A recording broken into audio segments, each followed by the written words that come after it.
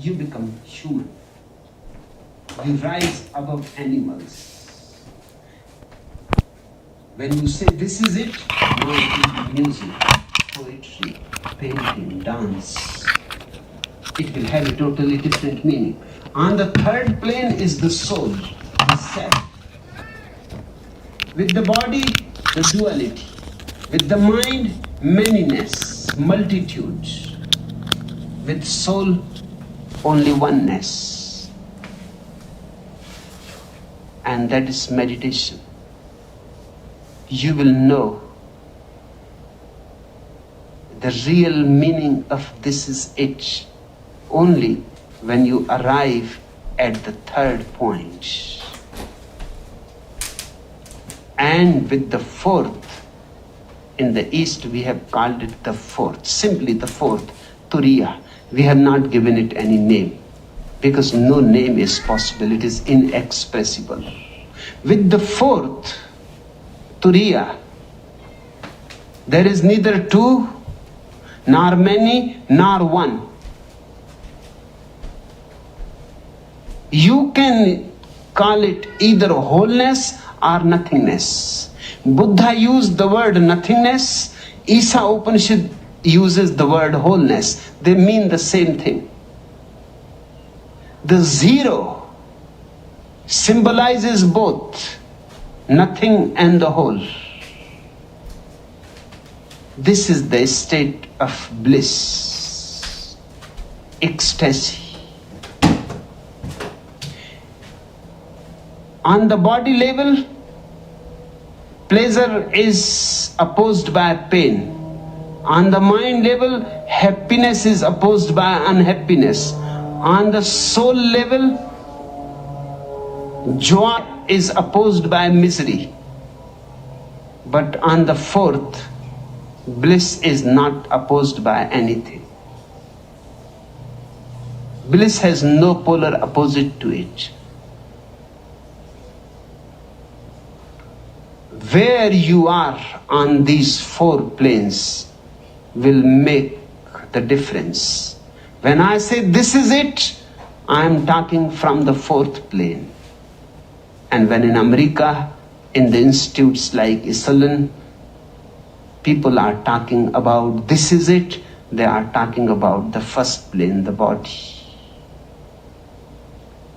You ask me, in the West, much is made of the experience that this is it, that nothing can be different than it is right now. Yes, nothing can be different than it is, but you can be different. The world is the same to the Buddha, to the enlightened, to the unenlightened, but you are different, and that makes the difference. That's the difference that makes the difference. The world is the same. Buddha moves here, you move here.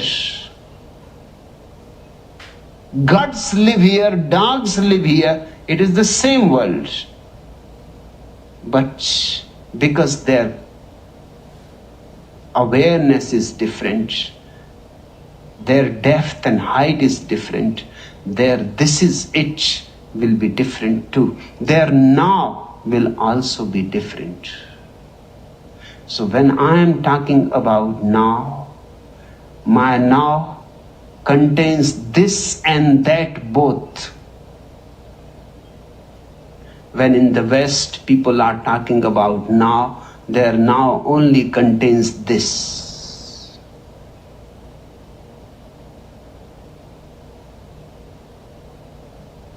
Remember what the Isa Upanishad says. This is whole, that is whole. The whole comes from the whole. Still, the whole remains behind. This is the fourth state, Turiya, the ultimate state beyond which nothing happens. Unless you have reached to it, Sambuddha, you are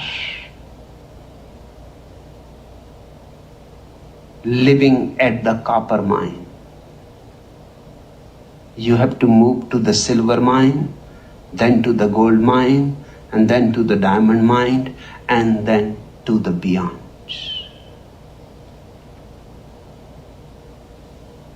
Bhagwan, I have taken the vow to remain a celibate my whole life, but why do I still suffer from sexual thoughts, fantasies and dreams? Swami Nityananda Giri.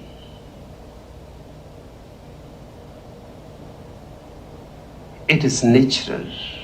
It is because of your vow. Nobody can change one's life by force. The vow simply is a violent act against yourself. It will only repress your sex,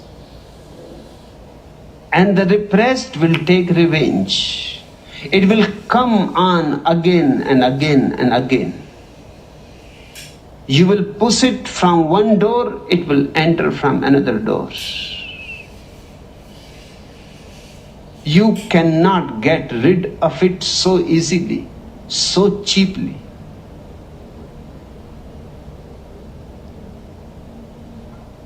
Just the other day, Morarji Desai revealed that when he was the Prime Minister, he had visited a nightclub in Canada just to find out what was going on there.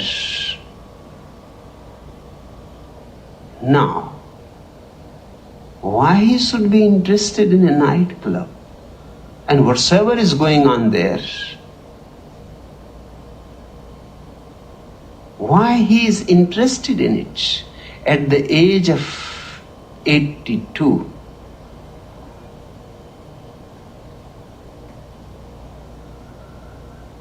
And he had kept it a secret up to now. He never revealed it before. A repressed sexuality will haunt you to the very end of your life. Even when you will be dying, you will be full of sexual fantasies. Swami Nityananda Giri. It is still time. Beware. Life is never changed by woes. Life is changed by awareness. Never take a vow. The vow simply means that you are forcing something upon yourself. Try to understand. When there is understanding, there is no need to take a vow.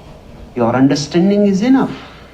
You see something is wrong and it drops. Seeing is enough. Understanding is enough. No other discipline is ever needed. Whenever you need some other discipline, it means your understanding is lacking. Something is missing in your understanding. You are trying to compensate your understanding by taking a vow. But the very taking of the vow shows that you are afraid of your sexuality. Then it will come. Then it is bound to come. And now you are asking me why?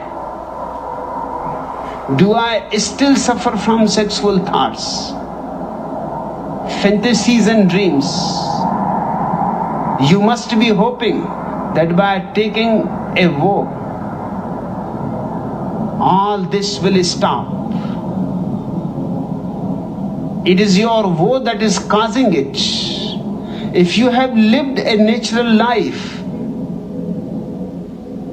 if you have gone through the world and all its experiences of good and bad, pleasure and pain,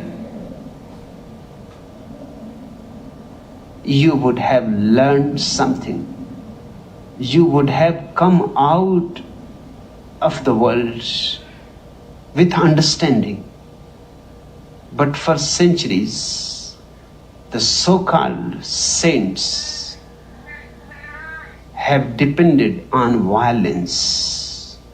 They talk about non-violence, but they go on doing violence to themselves.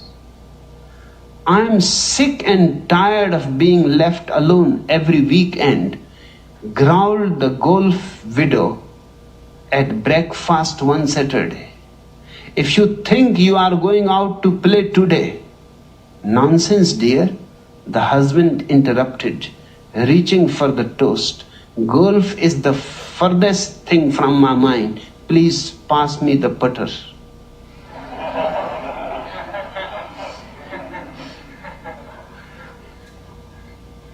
If you just force things, they will erupt.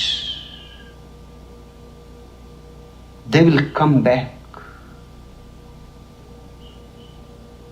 A 70-year-old man went to see the doctor.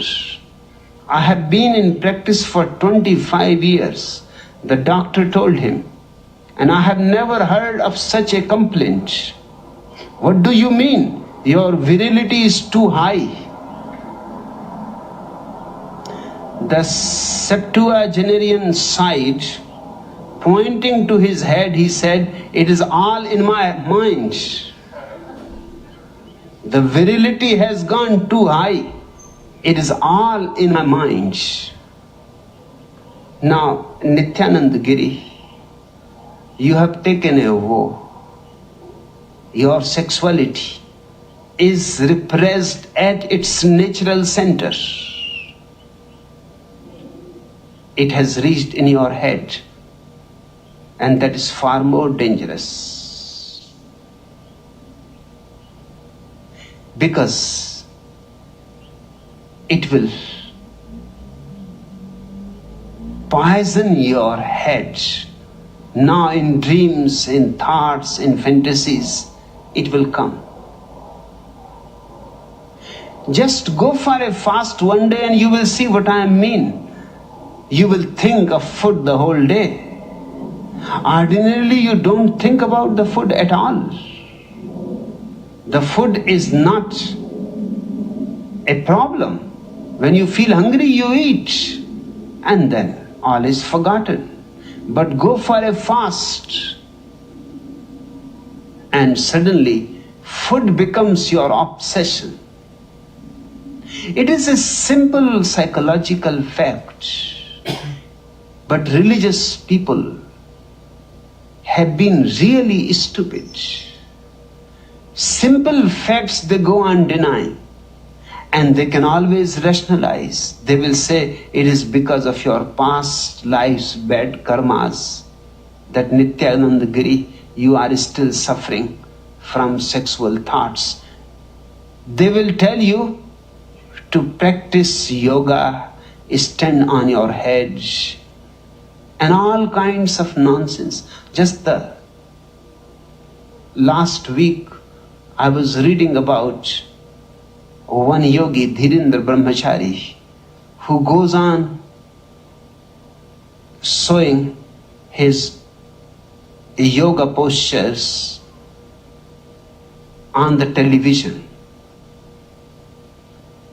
And he was telling the last week to his audience that, do you know how I remain so healthy? I am pulling my anus upwards right now, but you cannot see it because I am wearing clothes. And then he told that his disciple, one girl who sits by his side to show yoga postures, she is also holding her anus upwards, but you cannot see because she is wearing the clothes. The girl must have gone red. It is good that India has not yet gone for color TV.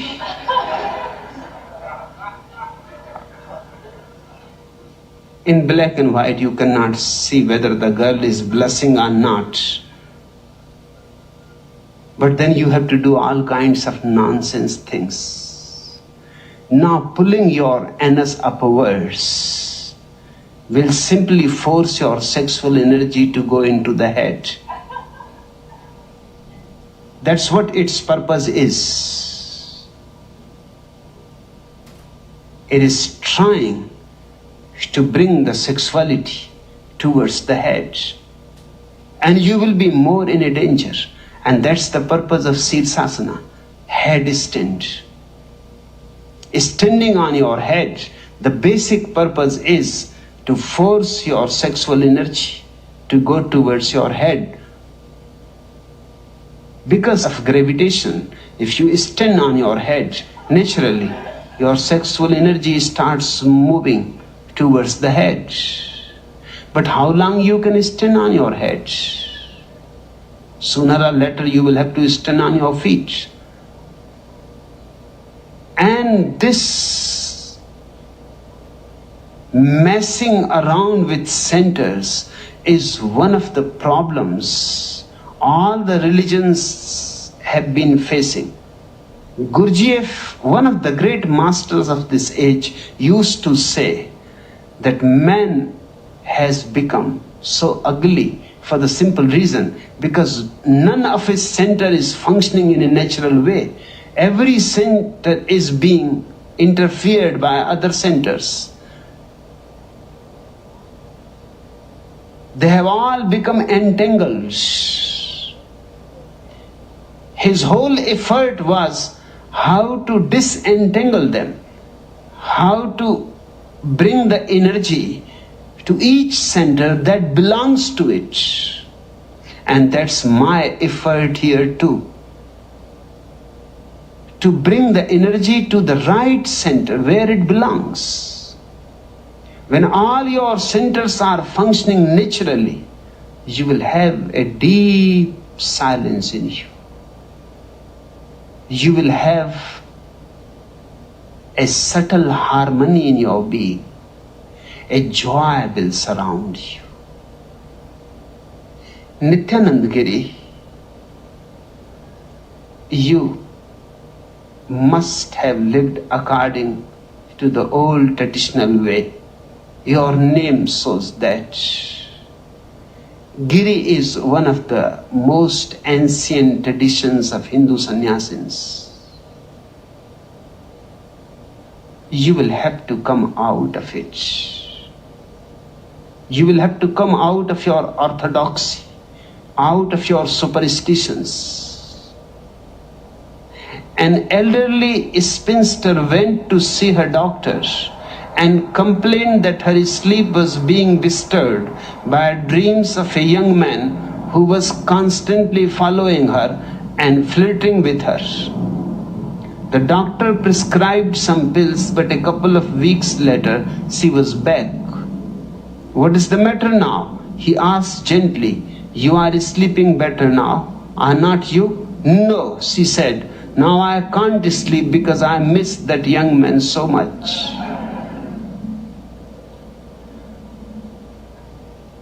Life cannot be avoided easily. The only way to go beyond is to go through. Life is an opportunity to grow. Don't avoid it. If you avoid it, you will remain retarded. Now, what is happening to you cannot happen to any of my sannyasins. It is impossible. Because my sannyasins are living naturally, accepting whatsoever God has given. He knows better than you. If He has given you a sexuality,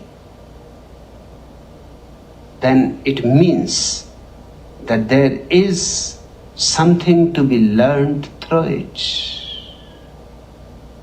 It is your creative energy. Don't repress it. Refine it, certainly. Make it as purer as possible. Because it is your sexual energy which will create many things in your life. This is a well-known fact that great poets naturally find that they are transcending their sexuality. Great painters, great dancers, great musicians have always found it to go beyond sex very easily, but not the so-called monks and the saints. They have found just the opposite. The more they have tried, the more they were disillusioned. The more they got deeper into the mess. This fact has to be meditated upon. A musician creates music. Hence, his sexual energy is used in a non-sexual way. A dancer creates dance. He need not create children. He becomes a creator of something higher. What is the need to create the lower? Even animals can create children. That is nothing special to man. In fact, animals are far more productive. Even mosquitoes can defeat you. That is nothing special to you. Now there are two ways.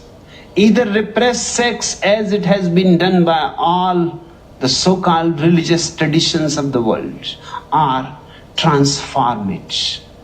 I am for transformation. Hence I teach my sannyasins to be creative.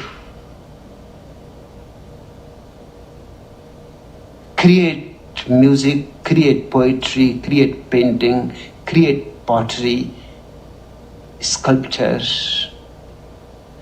Create something. Whatsoever you do it with great creativeness.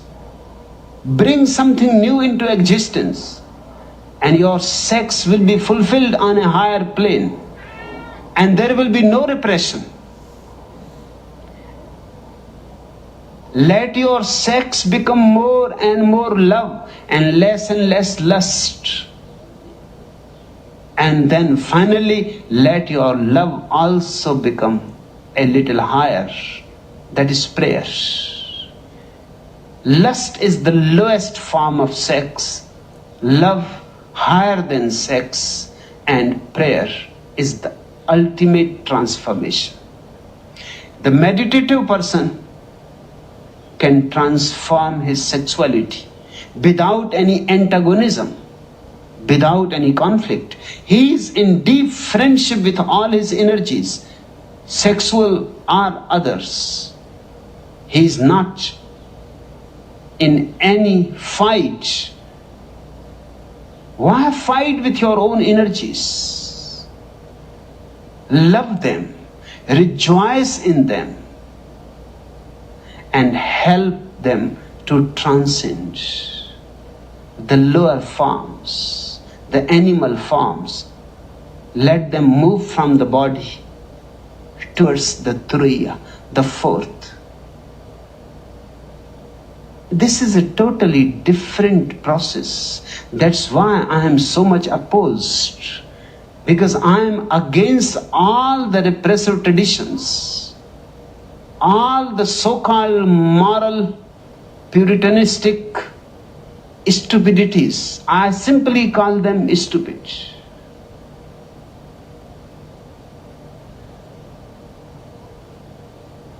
I am not a polite person.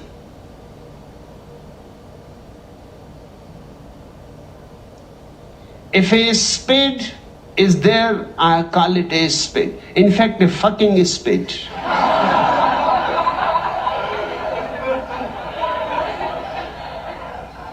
I want to be clear and straightforward. 2 plus 2 is 4 to me, neither more nor less. A Rajneesh sannyasin went to visit an old friend living in a big town. The only lodging he could find was in a very dilapidated hotel. The receptionist told him he would have to share a double bed and take his breakfast, toast, jam and coffee upstairs with him that night. He entered the room and was surprised to find a gorgeous blonde lying naked on the bed, fast asleep. He prepared himself for bed, said his prayers, and lay down to sleep. 15 minutes later, he turned over and looked in the direction of the beautiful girl. Should I or should not I?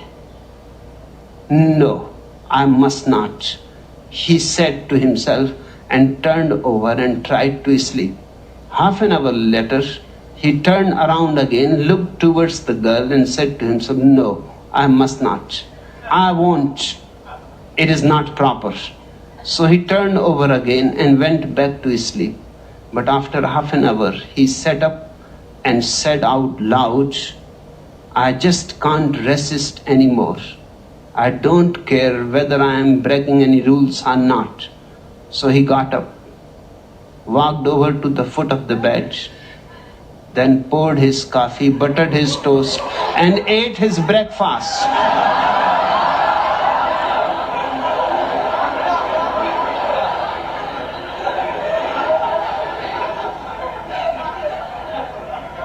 This is possible only to a Rajneesh sannyasi.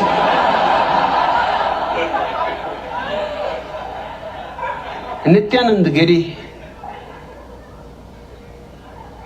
to you it will be very difficult, impossible.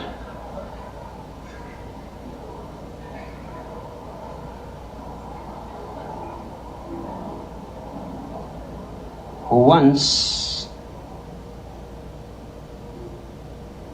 a Zen master was asked, what sort of sex life do monks get?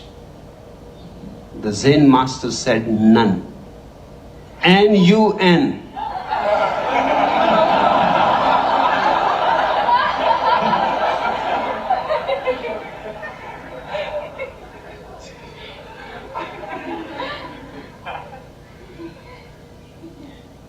Don't repress.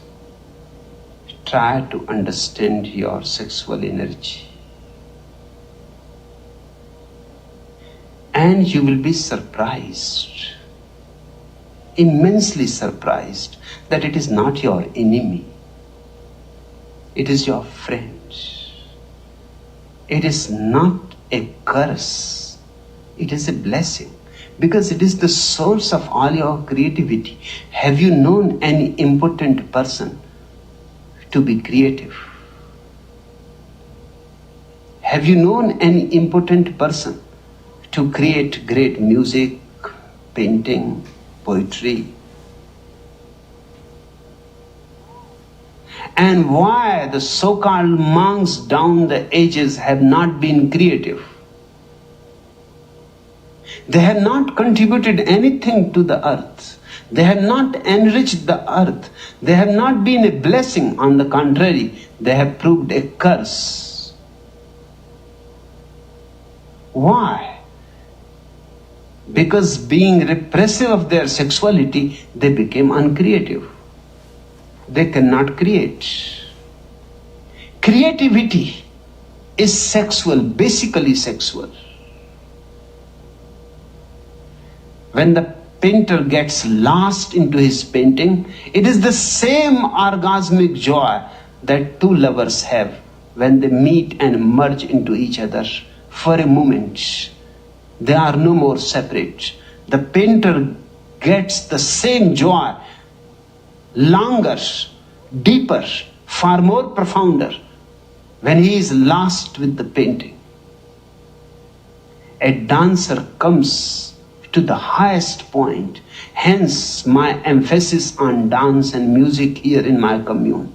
I want everybody to be a dancer, a singer, for the simple reason, because that is the most natural, spontaneous way of transforming your sex. When the dancer is completely lost, when there is only dance and no dancer left,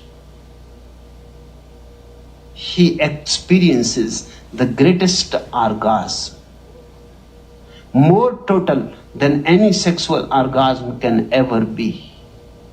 Nityanand Giri, if you accept your sexuality, if you embrace it with deep love and gratitude towards God, knowing that it is His gift, so there must be something in it which has to be discovered. It is not to be rejected. Rejecting it will make you uncreative. And the uncreative person remains a miserable life. That's why our saints look so sad, with such long faces, almost dead and stinking. Look again.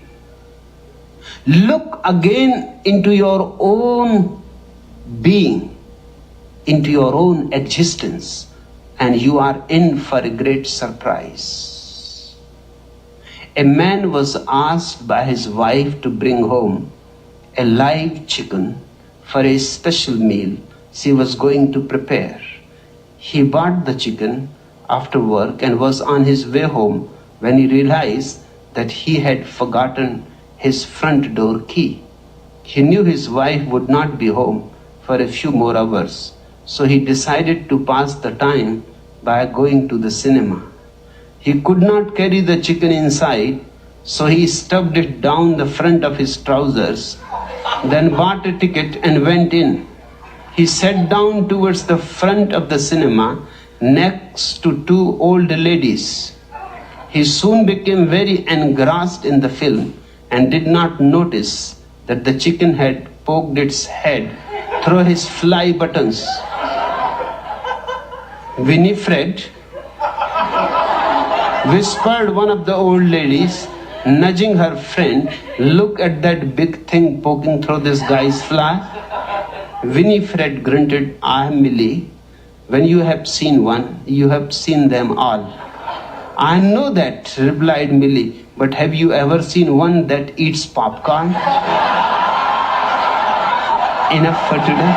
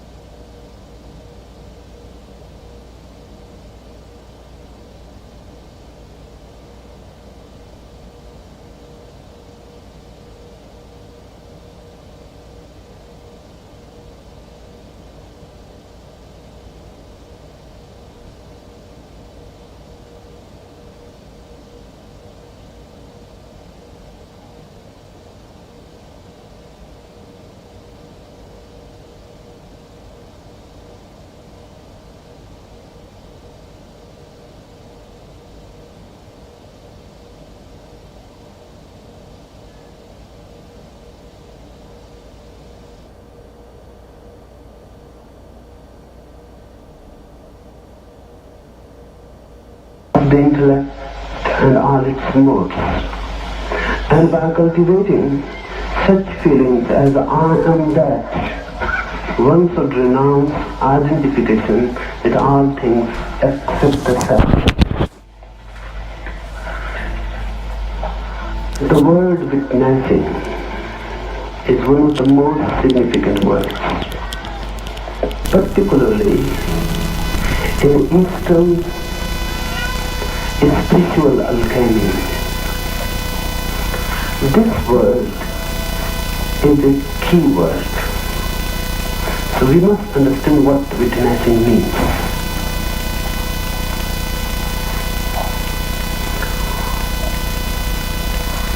We act. We do something.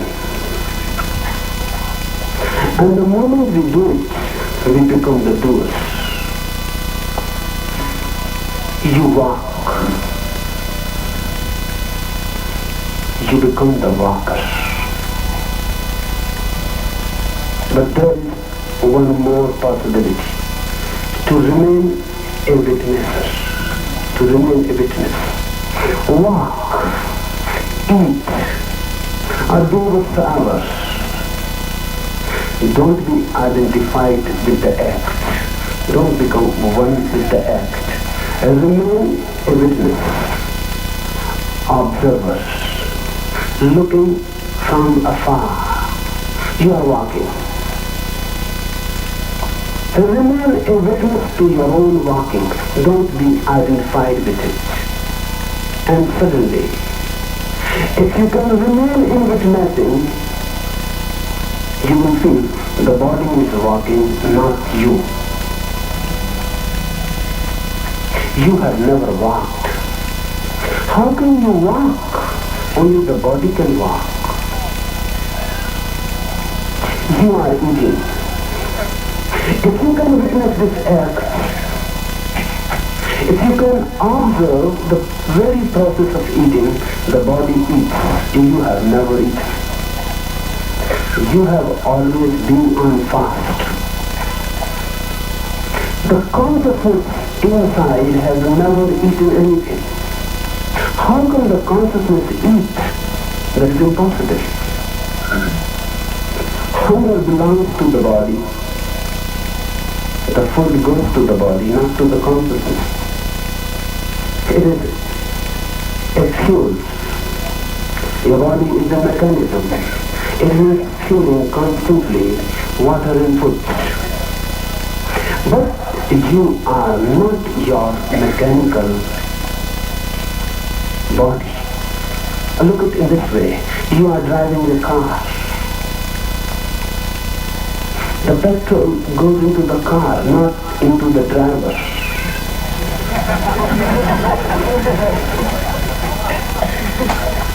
The body is just like a car. The only difference is this, that your driver, you cannot come out of it. That's why you become identified with it. If a boy is born in a car as a driver and is not allowed to move out, he will become identified with the car.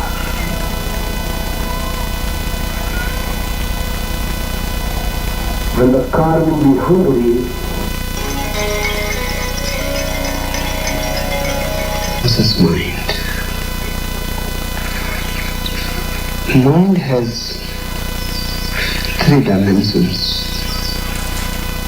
Just like as matter has 3 dimensions, mind also has 3 dimensions. Only one dimension is conscious. Another dimension is unconscious. And still another dimension is there, which is superconscious. These 3 dimensions are of the mind, just like the matter. Because deep down, mind is also matter. Or you can say it otherwise. that matter is also mind. It has to be so, because only one exists. Mind is subtle matter. Matter is the gross mind. But ordinarily, man lives only in one dimension, the conscious. Sleep belongs to the unconscious. Dreaming belongs to the unconscious. Meditation, expression belongs to the superconscious. Just like waking and thinking belongs to the conscious. So we have to go slowly into this phenomena of mind. The first thing about mind to be remembered is, it is just like an iceberg.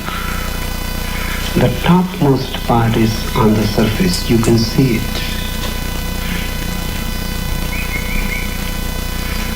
But it is only 1/10 of the whole.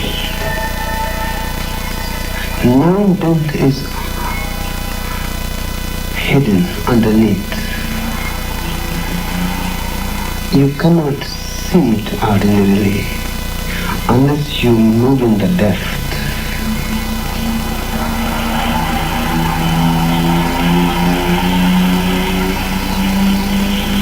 But these are only two dimensions. There is a third dimension, as if a part of the iceberg has evaporated and has become a small cloud and hovers in the sky. It is difficult to reach to the unconscious. It is almost impossible to reach to that cloud. Of course, part of the same iceberg, but evaporated. That's why meditation is so difficult. Samadhi is so arduous. It takes one's total energy. It demands one's total devotion. Only then the vertical movement into the cloud-like phenomena of the supraconscious becomes possible.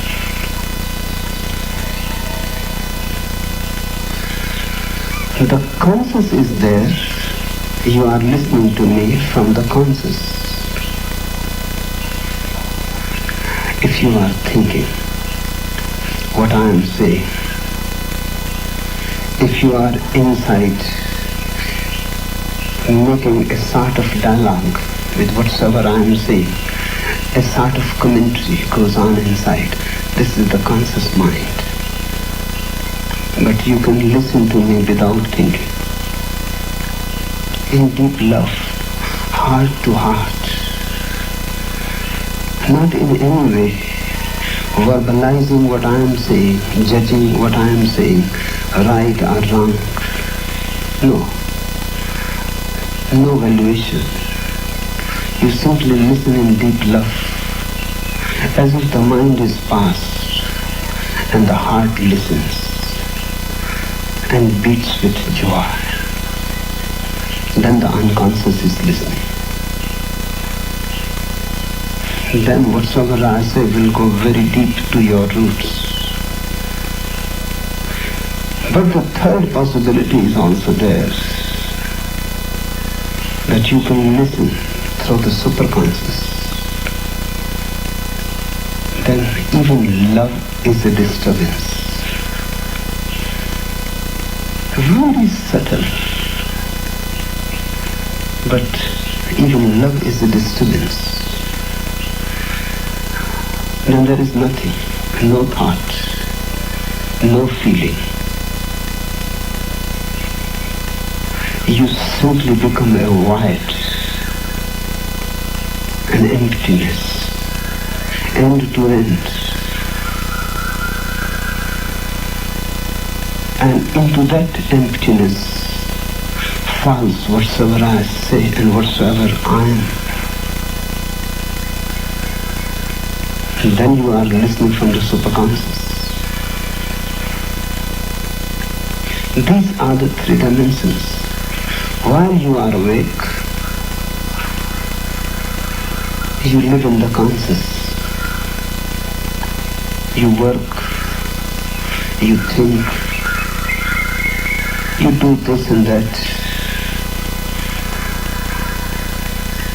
When you fall into sleep, the conscious is no more functioning. It is resting. Another dimension starts working, the unconscious. Then you cannot think, but you can dream. And the whole night, there are almost 8 cycles of dreaming. Continuously, only for a few moments, you are not dreaming, otherwise you are dreaming.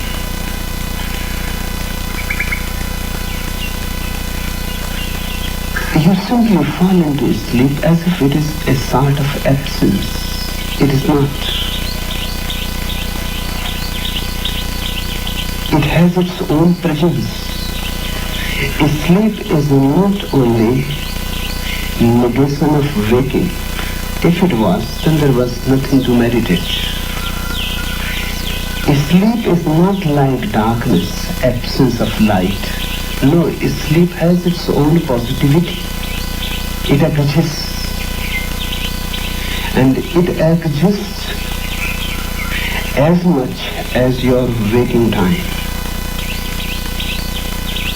And when you will meditate and the mysteries of sleep will be revealed to you, then you will see that there is no distinction between waking and sleeping. The both exist in their own right. Sleep is not just rest from waking, it is a different kind of activity. Hence, dreams. Dream is a tremendous activity,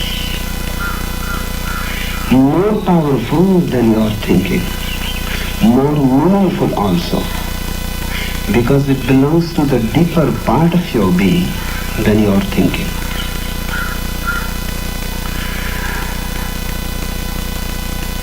When you fall into sleep, the mind that was functioning the whole day is tired, exhausted. It is a very tiny mind, 1/10 compared to the unconscious, which is 9 times bigger and greater and powerful. And if you compare it with the superconscious, comparison is not possible, because superconscious is infinite. Superconscious is omnipotent, omnipresent, omniscient.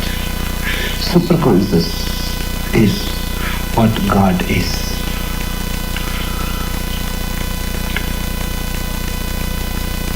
Even compared to the unconscious, the conscious is very small, gets tired. It needs rest to be recharged. The conscious goes off. Tremendous activity starts into sleep, which is dreaming. And why it has been neglected? Because mind has been trained to be identified with the conscious. So you think you are no more in sleep. That's why sleep looks just like a small death. You simply never think about it, what is going on.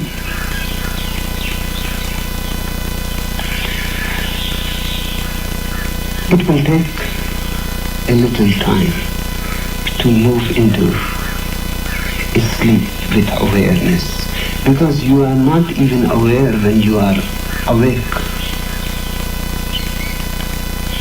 You move in fact in your waking also as if you are deep asleep, a somnambulist. a sleepwalker. Not very awake really. Just because the eyes are open, don't think that you are awake. Awakening means that whatsoever you are doing or whatsoever is happening moment to moment, you are doing it in full mindfulness.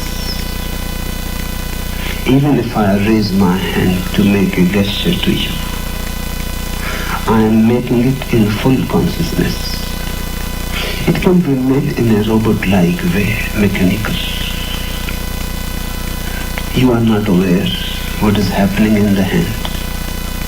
In fact, you have not moved it at all. It has moved on its own.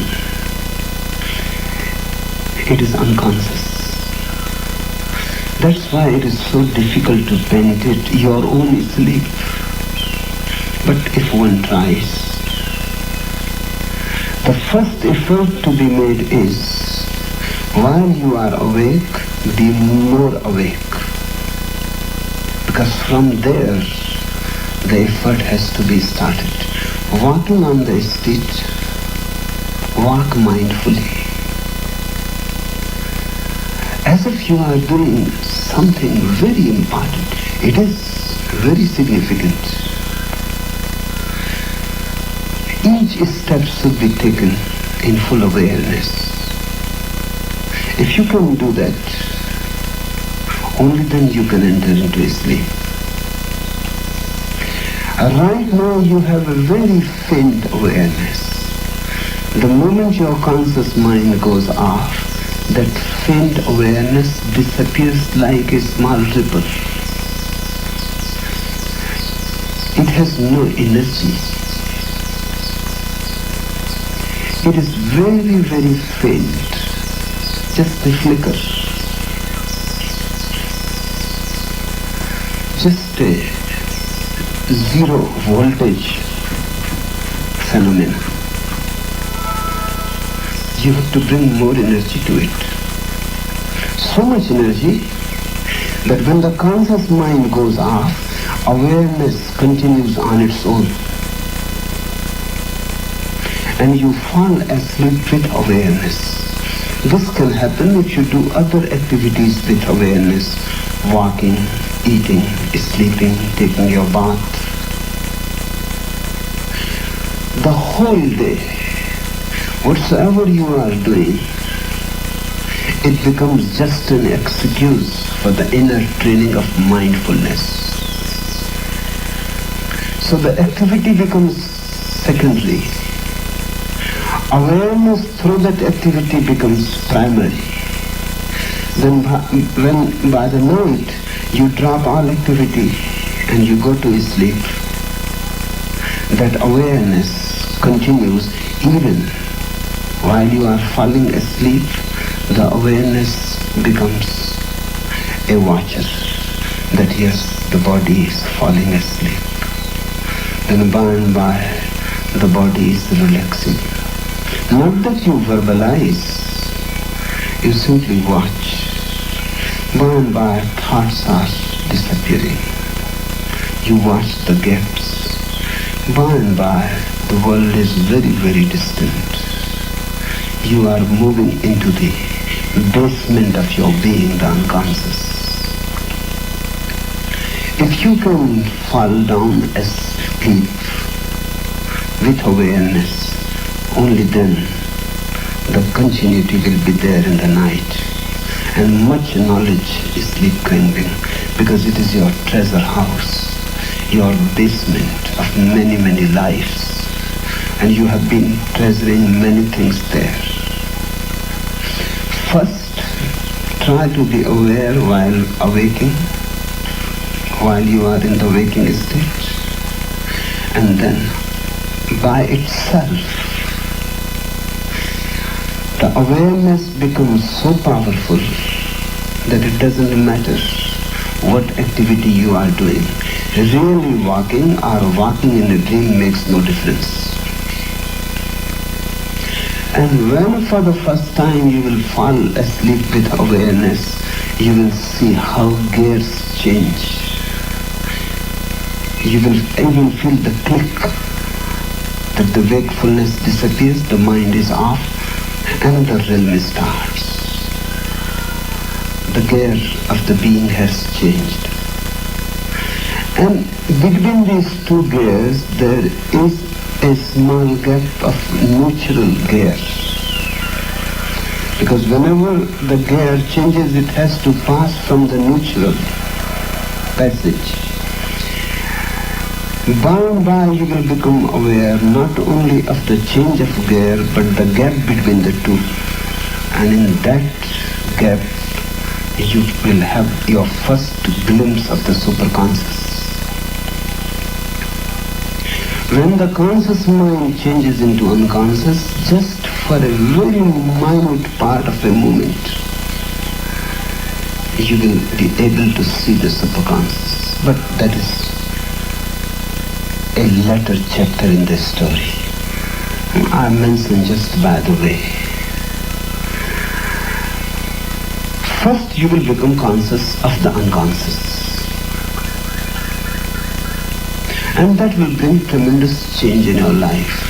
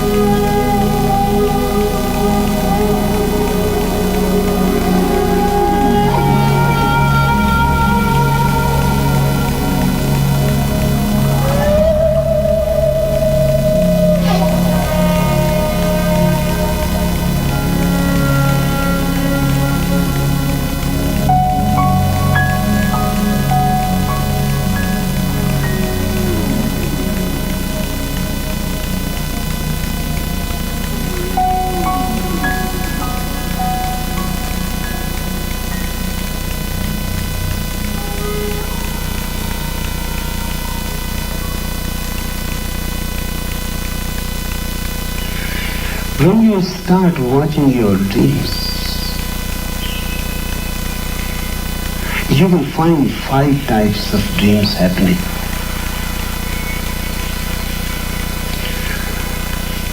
First type of dream is just rubbish.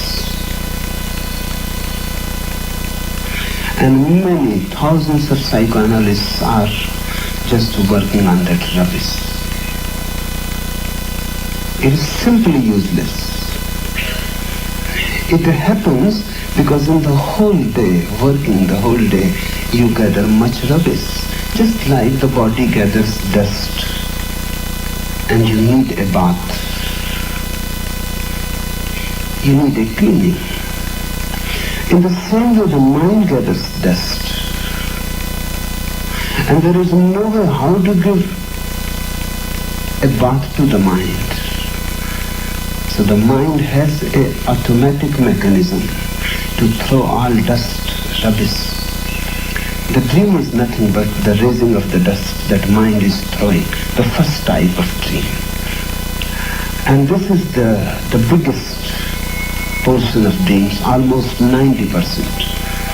Almost 90% dreams are simply dust being thrown. Don't pay much attention to them.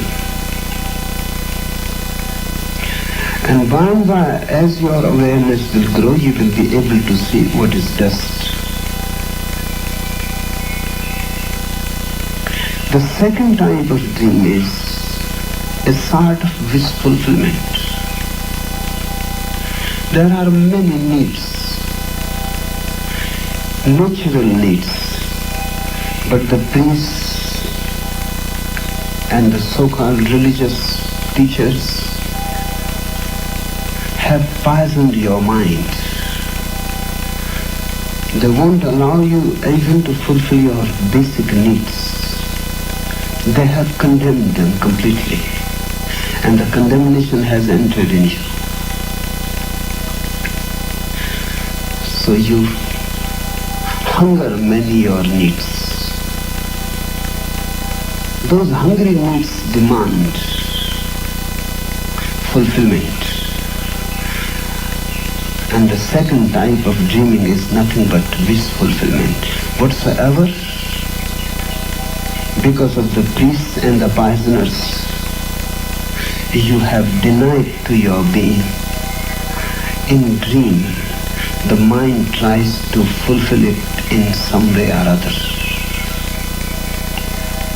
Just the other day, a young man came, very sensible, very sensitive, and he asked me that I have come to ask a very significant question because my whole life depends on it. My parents are forcing me to get married, and I don't see any meaning in it. So I have come to ask you, is marriage meaningful or not? Should I move into marriage or not? I told him that when you feel thirsty, do you ask whether drinking is meaningful or not?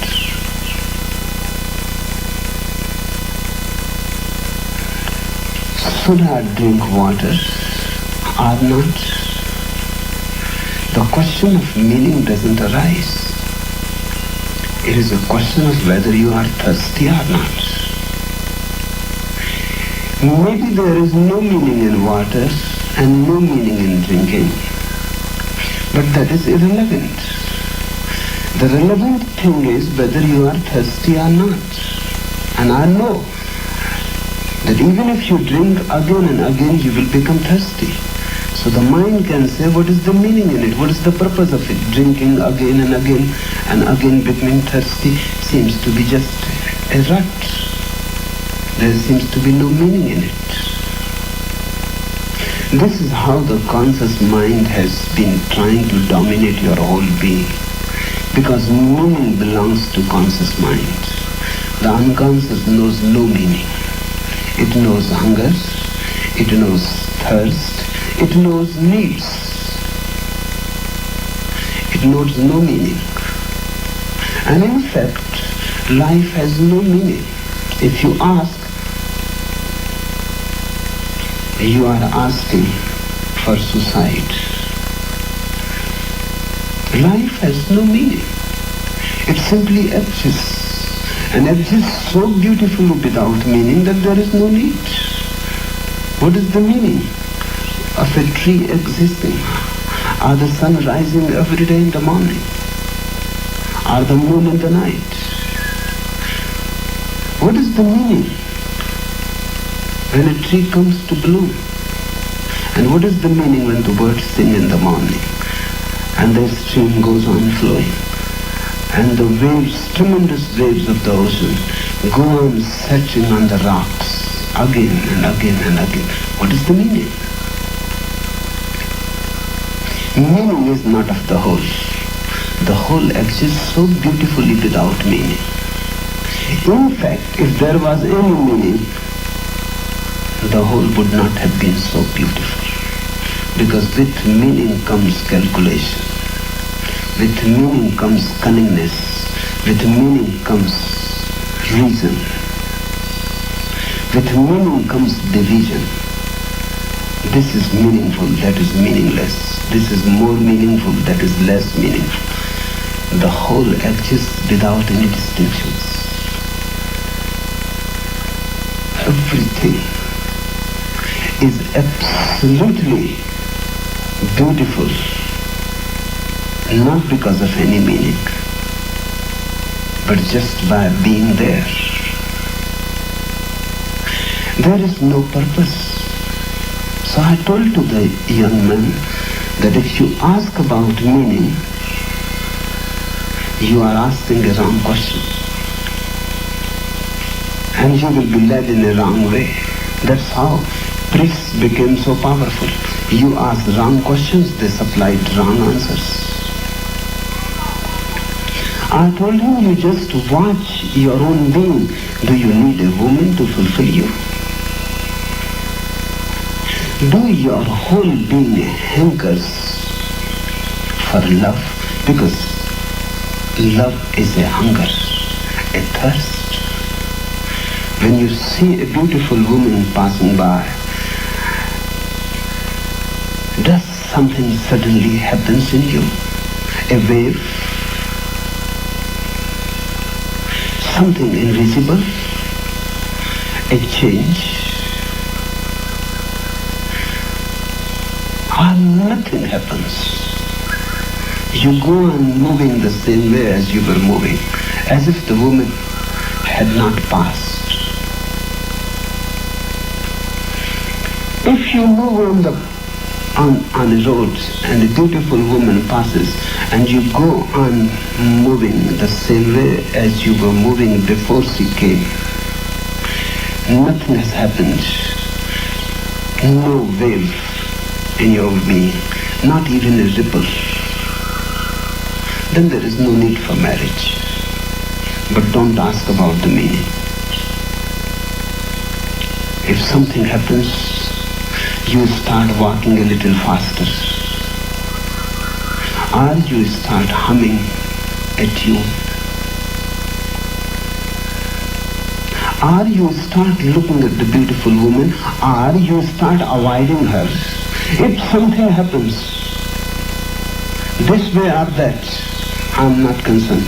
Whether you start moving in the same direction the woman is going, or you start running into the opposite direction, that is not irrelevant. If something happens, then you have a need, and the need is to be fulfilled. Because the need exists to be fulfilled. There may come someday when you will pass on the road and a woman makes no difference. That too is good, but this too is good. Everything is so holy and sacred. There is a time to be in love, and there is a time to move beyond it. There is a time to be related and enjoy the relationship, and there is a time to be alone and to enjoy the beauty of being alone. And everything is beautiful, but one should look to the need, not to the meaning. Meaning is of the conscious mind. Need is of the unconscious. And that's how the second type of dream comes into existence. You go on cutting your needs. Then the mind fulfills them in dream. You may not get married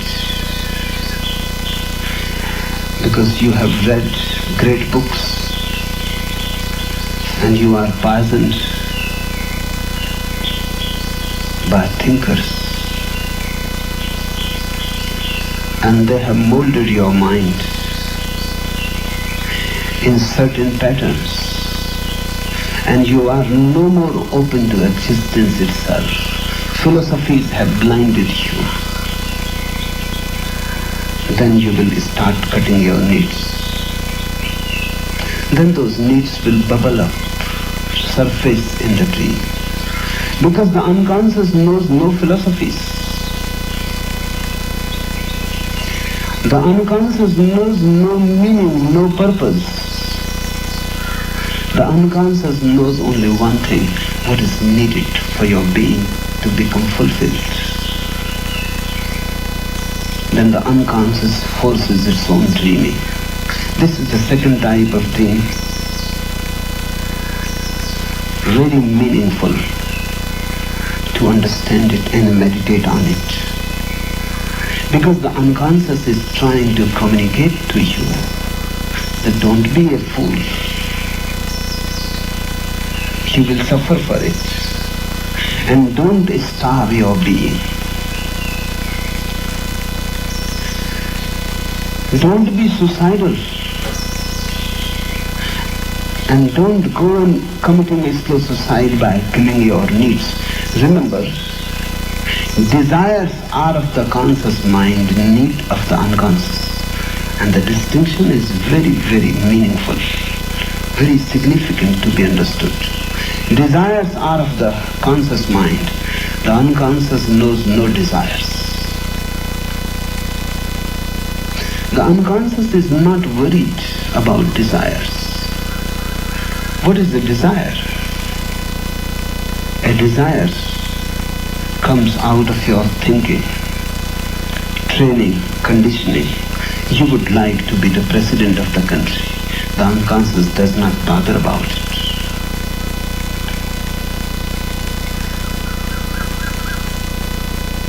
The unconscious is not interested in being the president of the country. The unconscious is interested only how to be a fulfilled organic unity. But the conscious mind says become a president. And if in becoming the president you have to sacrifice your woman, sacrifice. If you have to sacrifice your body, sacrifice. If you have to sacrifice rest, sacrifice. First become the president of the country. Or gather too much wealth. That is of the conscious mind. The unconscious knows no wealth. The unconscious knows only the natural. It is untouched by the society.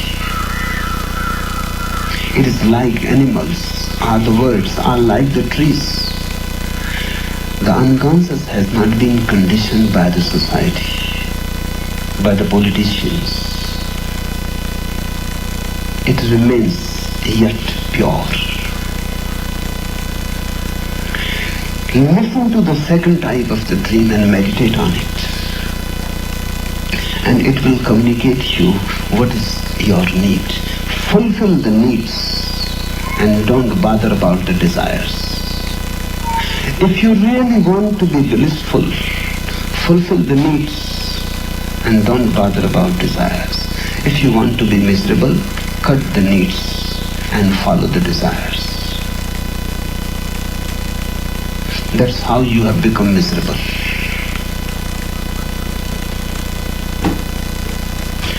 Simple is the phenomena.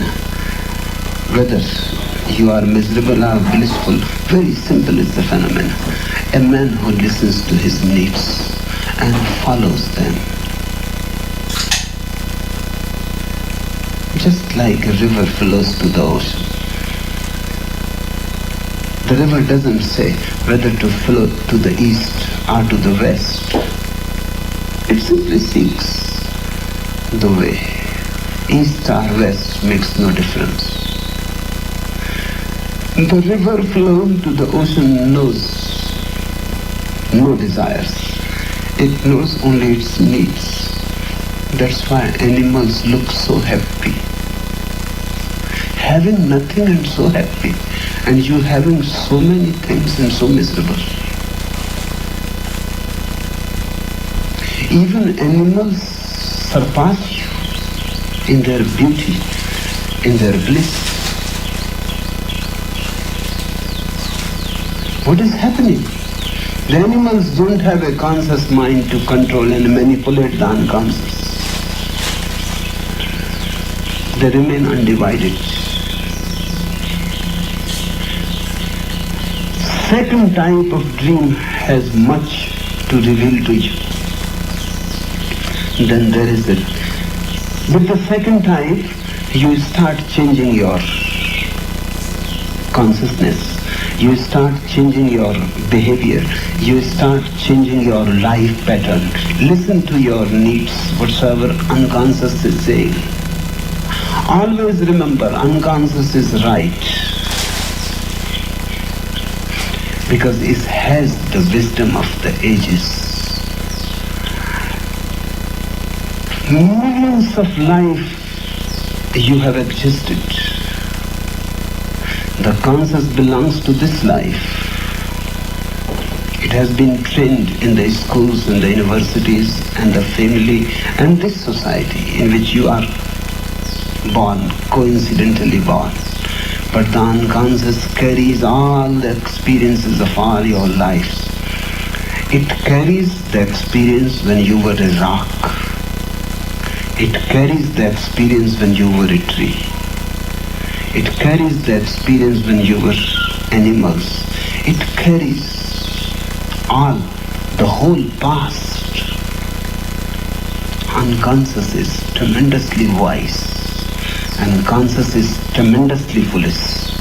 Has to be so because conscious is just of this life, very small, with no experience. It is very childish. Unconscious is eternal wisdom. Listen to it. The first sutra, into blinding darkness go they who worship action alone. Into an even greater darkness go they who worship meditation. Action means that which is external to you. Meditation means that which is internal to you. Action is outer, meditation is inner. Action is extroversion, meditation is introversion. Action is an objective approach. Science is rooted in it.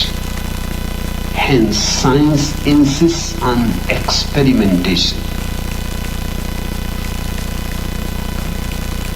And because science insists on action, experiment, it destroys all that is more than the external. It denies. It simply denies the world of interiority, the world of subjectivity. It is so absurd that science accepts the outer without accepting the inner. How the outer can exist at all without the inner?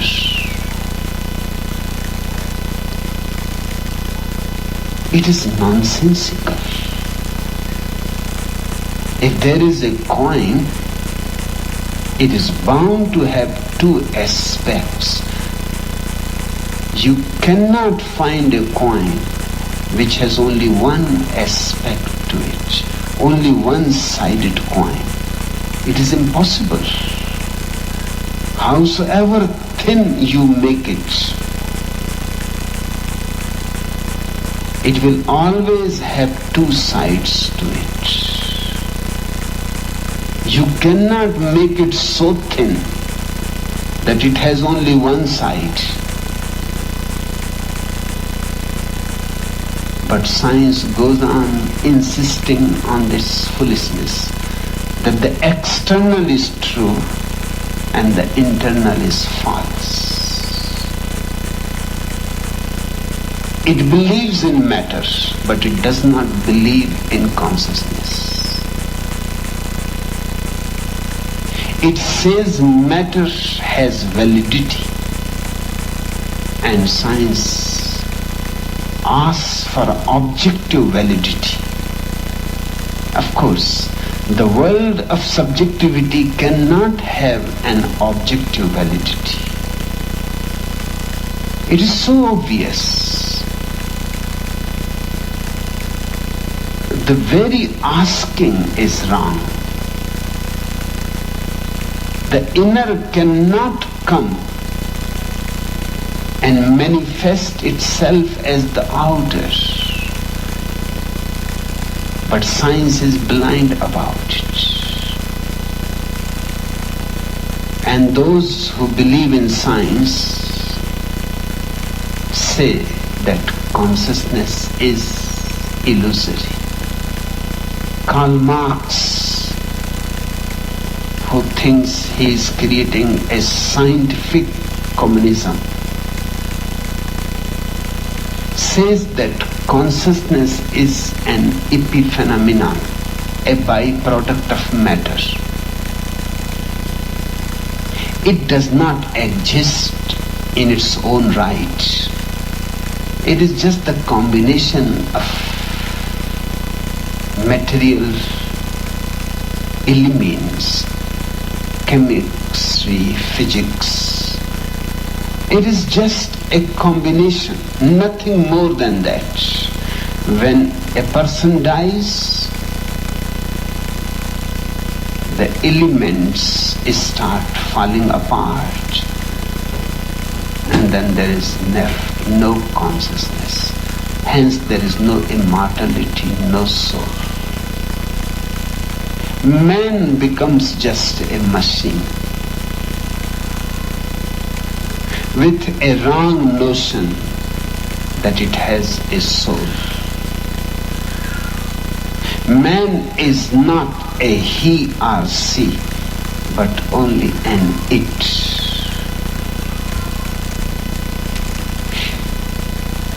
This scientific approach has colored even the world of psychology. In fact, 90% of the psychologists should not use the word psychology at all.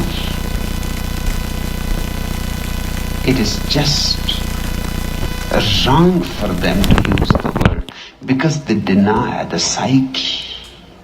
And still they go on using the word psychology. 90% of the psychologists belong to the school called behaviorism. They say man is nothing but his behavior. There is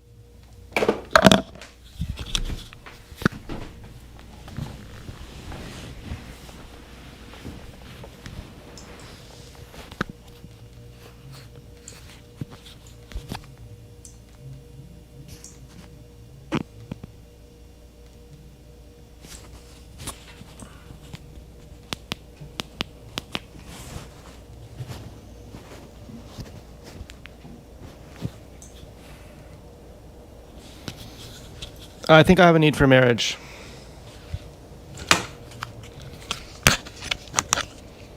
Not sure. Fucking...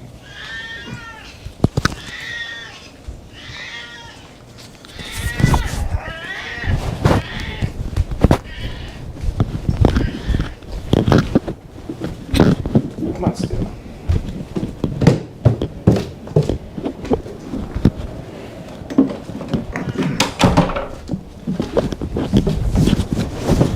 Although I don't think I could have kids, because Stu annoys the fuck out of me.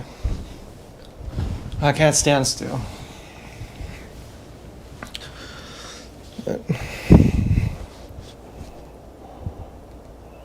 Stu's kind of an idiot. You know, I liked Todd a lot more.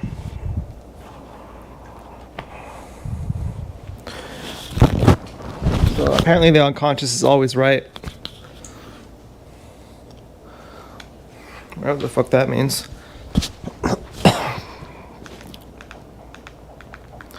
Well, does that mean I'm supposed to go, like, do whatever I feel like?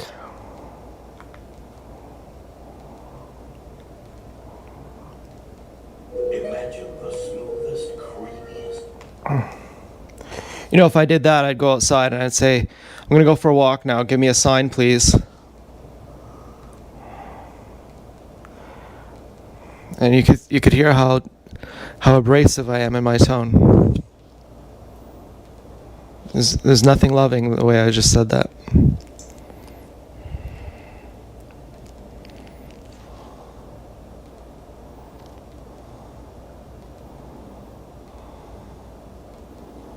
Well, if I did that, you know, you could wonder, what is the abrasiveness? Well, the abrasiveness is that I'll be going, oh, a nice sign? Okay. Now I'm going to get my hopes up, and now it's not going to be what I thought it was. And I'm going to be fucking upset. I found myself quite angry at whoever this other handler is. What I thought was just foolish nonsense is very much interfering with my life. I found myself doing my eyelid tape, hearing a voice of my family member saying, that's so shallow. Don't do that. And I thought, the unconscious is right. I want to be beautiful. I must do this.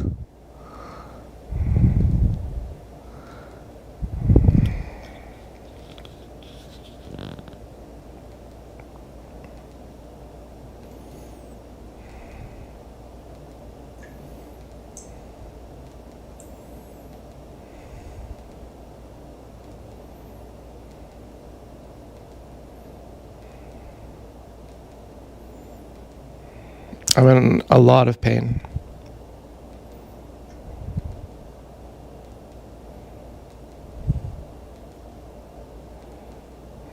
I told my mom about Dance Girl.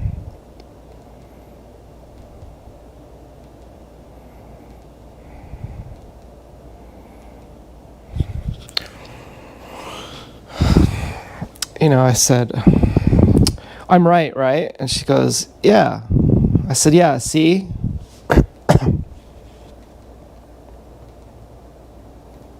But it didn't help.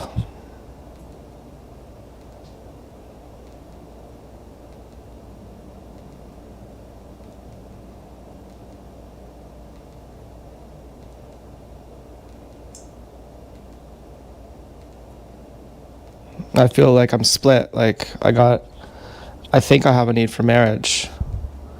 That's how I was feeling. I'm like, clearly I do. And then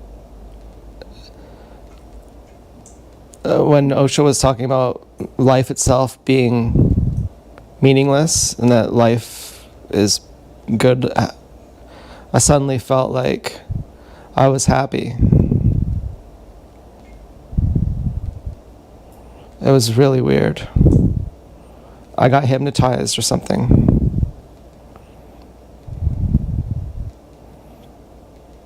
I really wondered what he would say. I really wanted to ask him what he would say about this.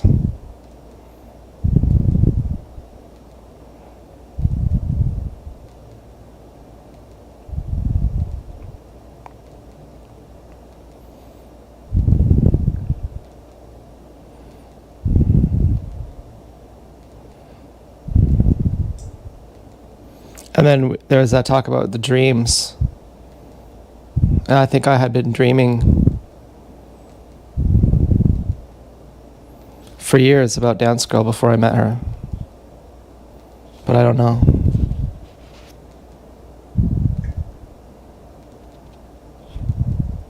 Back when I was about 30.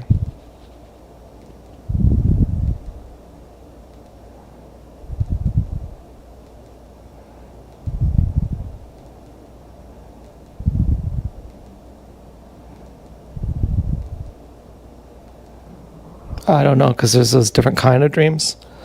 That some dreams are just nonsense.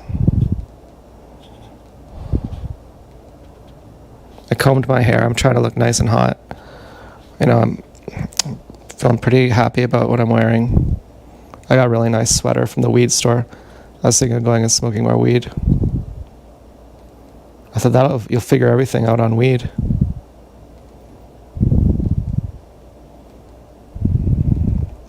And then it really fucked me up hearing about celibacy and how you can't force it. I thought, well, then I'm really fucked.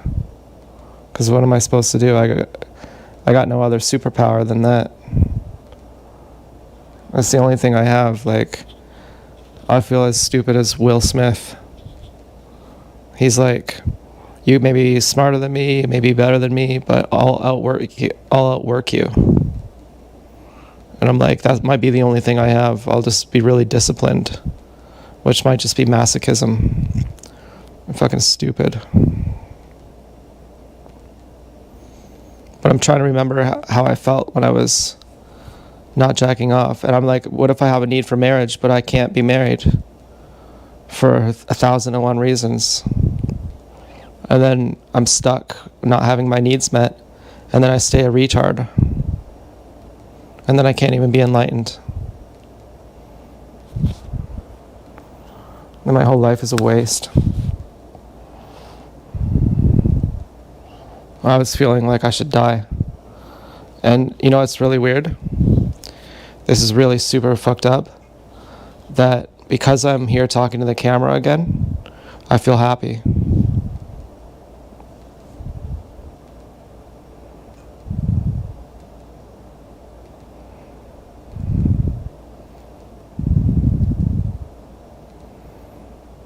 And you know what else I think? I think if I asked Dance Girl to tell me something through a proxy, I think she would be happy to do that. I think she'd say, oh, thank God.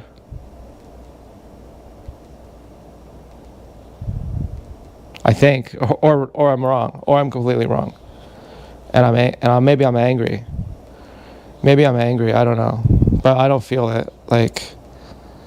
But I'd be angry if she was like, fuck you. I'd be like, what? Like, don't you feel my pain? But then again, this whole proxy thing, I just really hate it. And it was weird because a few days ago, when I went to get Mr. Sub, I was talking about how I'm not even concerned about whatever the proxies are, because I don't even know what they mean anyway. So I'm like, whatever, it's this, it's that, it doesn't matter. I don't even know what it means.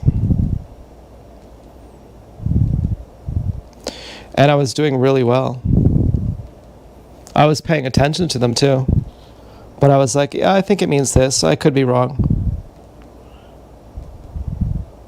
And then the also fucked up thing is that after I went to the mall, in a way I had even more trust in the proxies, because then I understood what the proxies meant even more. Like, I realized how I had misread them.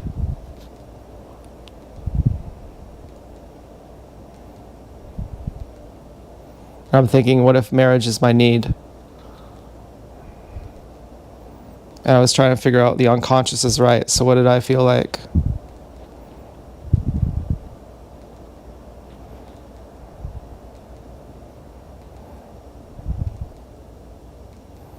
Well,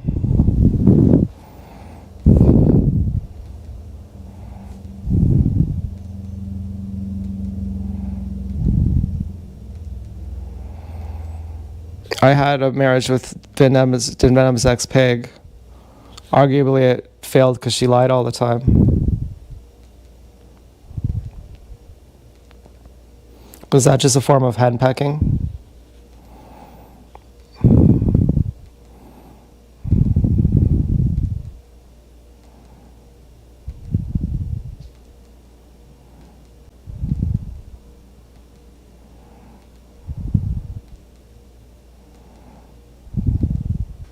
So I was trying to figure out, why didn't I knock on Dance Girl's door? Is it because I'm henpecked? Is it because my unconscious said not to? And my conscious mind said, or my conscious mind said not to do it, but my unconscious mind said to do it? Or was my unconscious mind saying not to?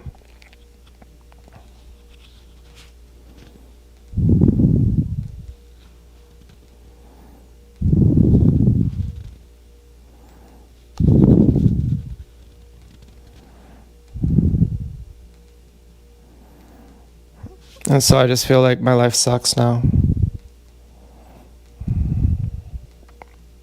Except for making this video. At least I don't feel lonely making this video.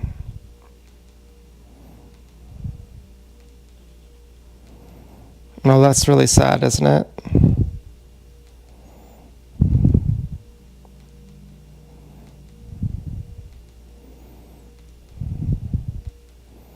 But I didn't go out for a bike ride. I mean, technically I'm getting better. Like, I didn't go out for a bike ride today. I really wanted to see the proxies. I was like, I'm struggling to not do that. So like staying in and just making videos, kind of difficult. You know, I should be able to not make videos at all. I'll be so lonely.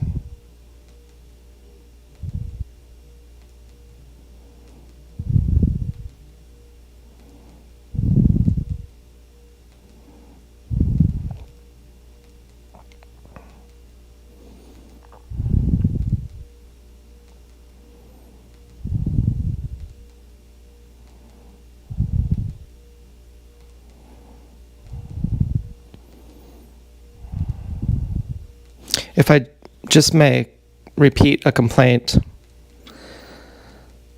I was really mad at whoever the handler is who's fucking everything up, blaming them that the reason that I can't communicate with proxies with Dance Girl is because of that handler.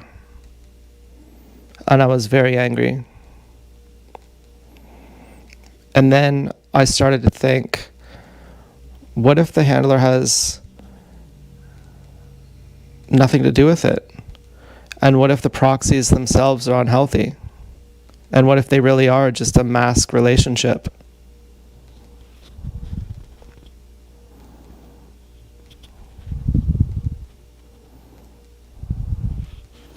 Well, aren't the proxies what we need to move closer to meeting? Like, aren't we really just both really scared?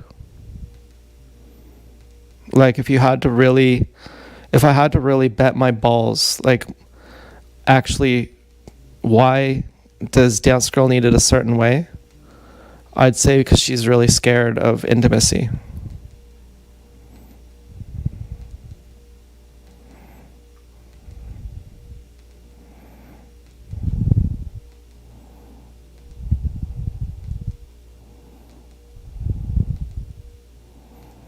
And I don't know if I am too, if I'm being like too particular. Consciously I say, well, of course I'm within my rights. I think. I don't know. I don't know. My mom was like, how old is this girl? I was like 19.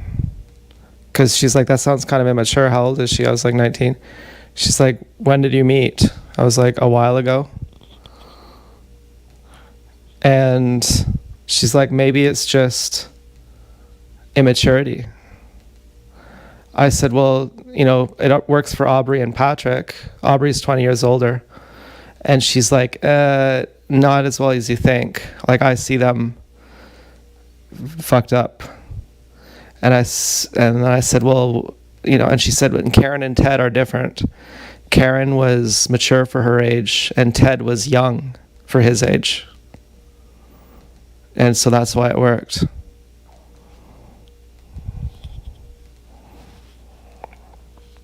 Like, I wish I could fast forward Dance Girl to my age and say, now what do you think? And I wish she would say, yeah, I totally was needing a thorough spacing. You know, like I wish I could tell on her to that version of her and then have that version of her go to her and tell her that. But, you know, I don't know. Yeah. I don't fucking know.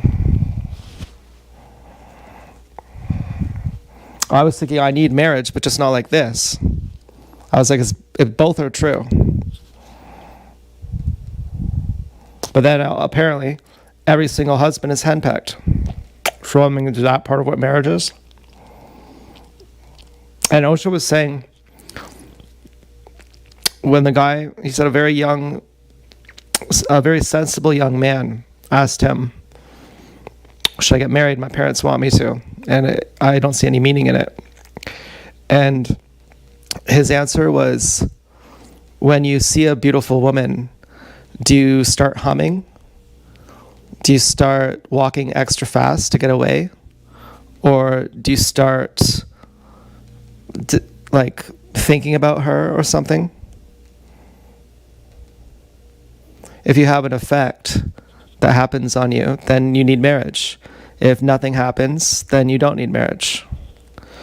But is he talking about like literally being married, or is he just talking about having relationships? Because he's not saying something with your wife. He's saying, like, are you still attracted to women? Do your pupils still dilate? Do you still get randy?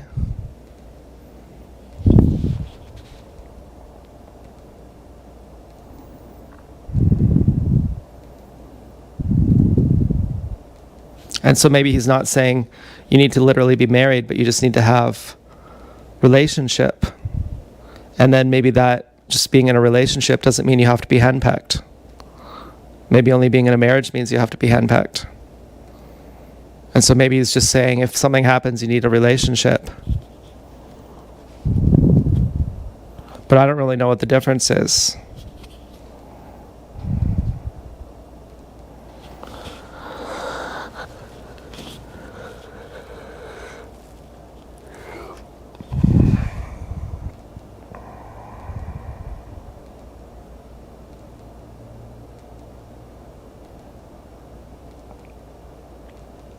It will be horrible to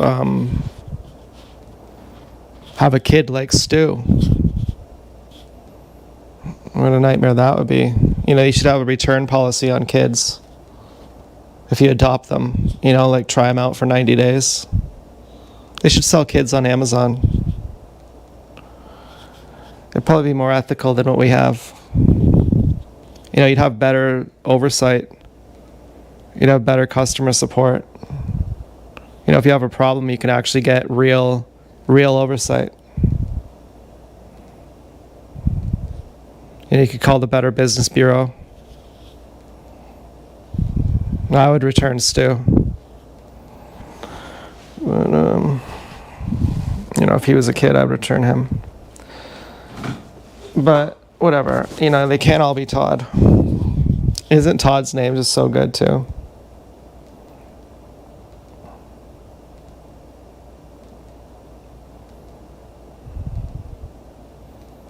So I'm not sure what happened since the other day. What day is it today? Saturday? Sunday? Monday? It's Sunday. When did I go on that bike ride? I can't remember. I don't know if that was before the mall or not. I think it was before. So I wasn't really...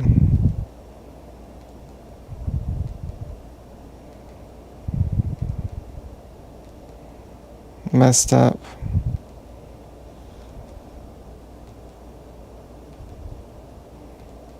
Yeah, maybe I'm completely wrong.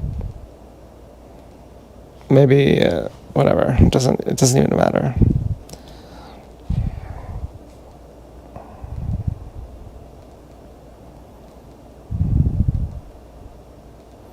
I'm just hanging out. I don't got anything to talk about. I've already went through all the things. Does she love me? Does she not love me? There's nothing I can say. I think I just miss her, and I just want to talk about her. You know, I'm weaning off the proxies.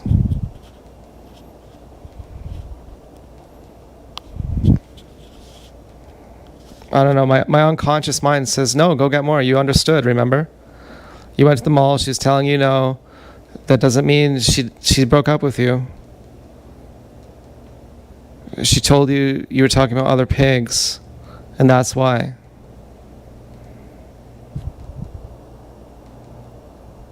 And then what about the last time you went out? What did you see then?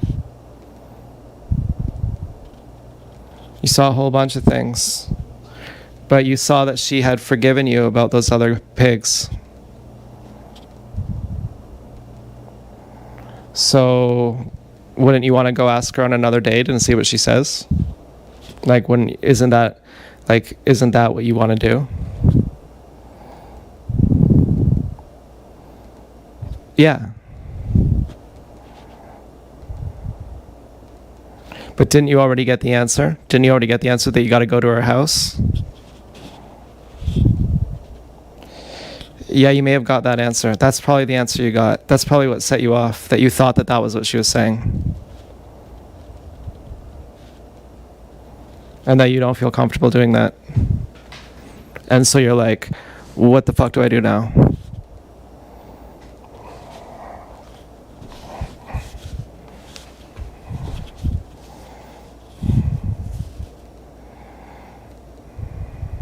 And if you ask for clarification, you're going to get a red, you're going to get a blue, you're going to get a white, you're going to get a black, and you're going to get an orange.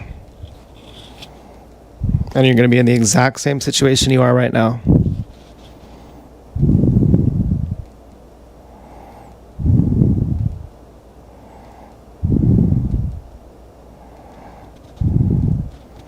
And you're going to feel like a damn fool.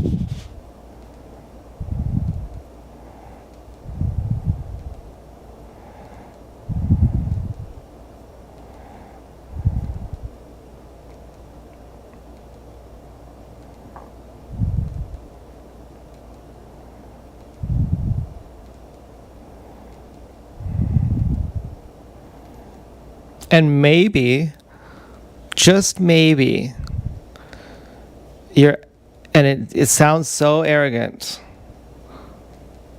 but maybe you're right. That she doesn't love you.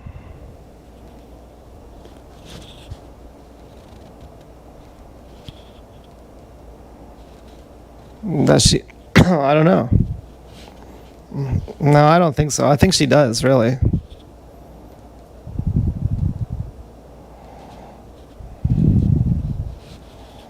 Like, what you mean is, maybe if she insists that you go to her house, it means she doesn't love you.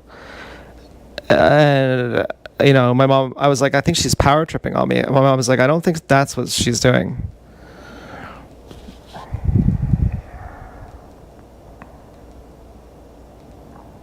But it was nice to tell my mom about it. Then my grandma called. I almost answered the phone and told her about it.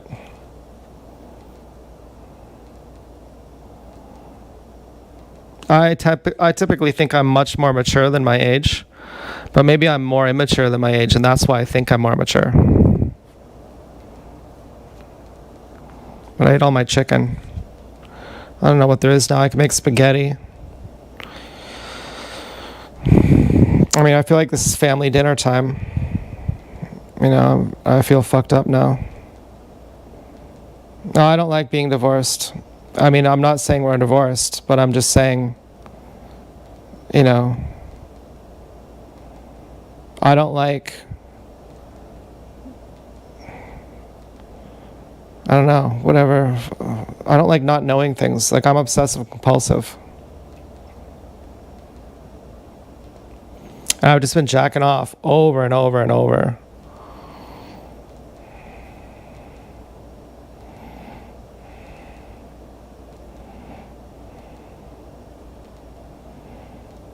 And it fucking sucks. And then Osho's talking about how if you're a celibate, you're just going to be a pervert. That you can't force it. And I'm like, fuck. I don't know. Do I have needs that, like, is it really that simple that I have needs because there's some bad people in the world? I have needs that can't be met. Like, my life is wasted and ruined.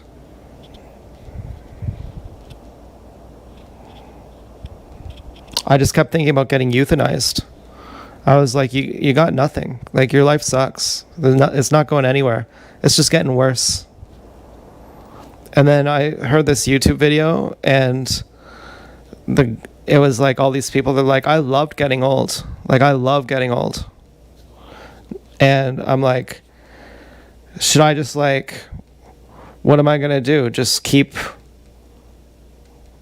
getting older forever until I die? What's the point of that? I'm just going to die anyway. What's even the point? Everything sucks forever. I mean, it's fun now. I like getting pity from you and complaining. But, when I'm by myself and I have no one to say, no, Zach, come on, we love you. When I have no one to say that and I'm just like by myself, and I only want fucking...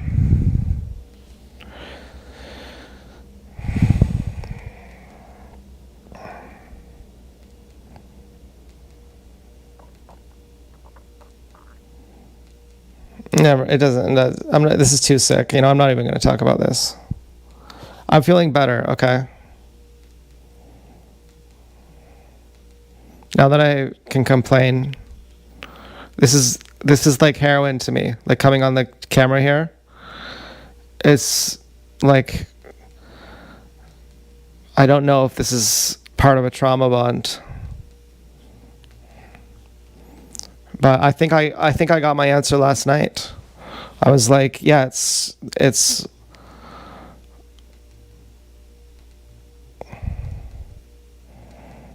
well, I don't know, actually. It's orange. I was gonna say it's orange. I was like, why can't we be married and not have orange? Why can't we be red married?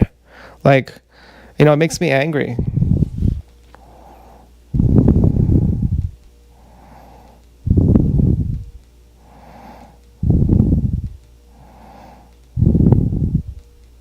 And the consistency was white. When I asked a couple days ago, I didn't get orange, but I got white. And then yesterday, I got white. Maybe the real answer is white.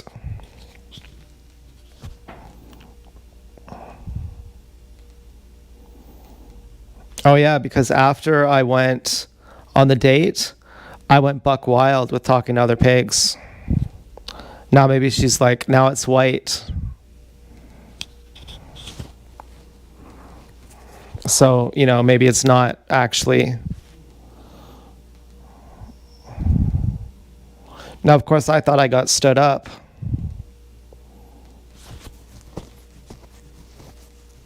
But maybe I'd already realized. I don't know.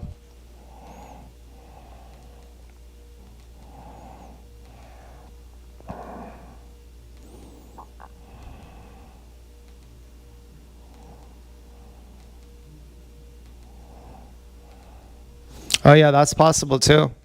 And the evil handler is sending Orange to send me over to her house to try and make big problems. Maybe it's a blessing in disguise. Because now I'm like, well, technically I can't go to your house now because I really don't know what you mean. Maybe it really is someone trying to confuse, and it would actually be very rude and invasive if I went to your house. So it's not an act of cowardice at this point. I actually need to see a sign from you in person that you actually want me to go there. What if this is all part of my master plan? Now I can't go to her house. Technically, that does make sense.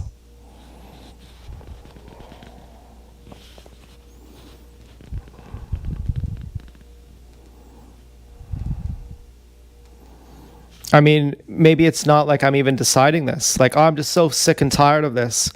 Maybe we've come to a point where it's too painful for me to be deceived again. And it's not even that she's deceiving me, it's that someone else is. And our mechanism of communicating just doesn't work anymore. And so therefore I'm saying the only way I can talk to you now is directly. And then, but what am I crying for? Because I'm like, well, I'm not really divorced, but I'm kind of negative thinking. Like, maybe she doesn't love me.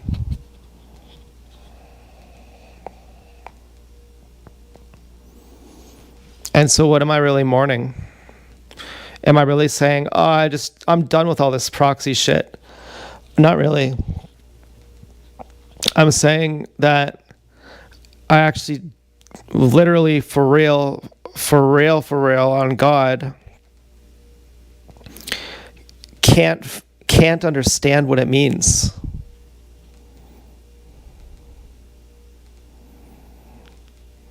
And the last time I thought I understood what it means and I didn't, it was really painful. And I don't want to put myself through that again.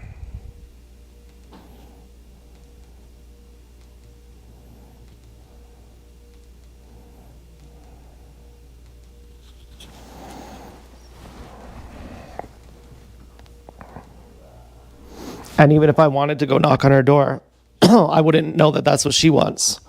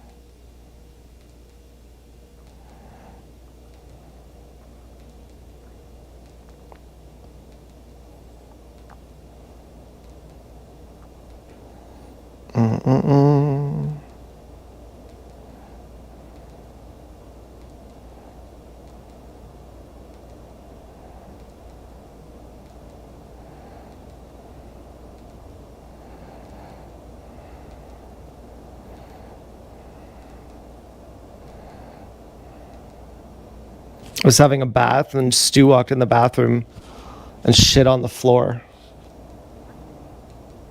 It fucking stunk.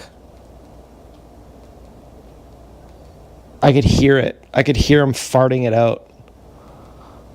I was like, I've never hated a cat in my life except for you.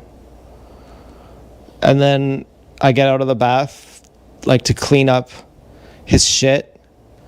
And he's laying on my good blanket downstairs, probably getting shit all over it. And then I put him upstairs and he starts humping the blanket, aggressively, screechingly loud meowing. And I'm like, Stu, you couldn't be more sick. You know, you're a really bad cat.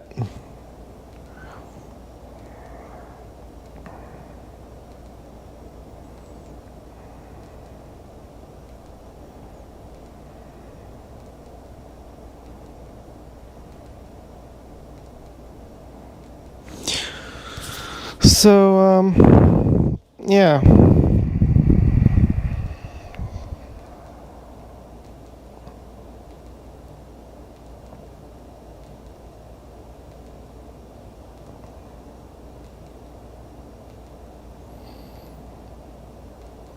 So yeah, I got everything yesterday.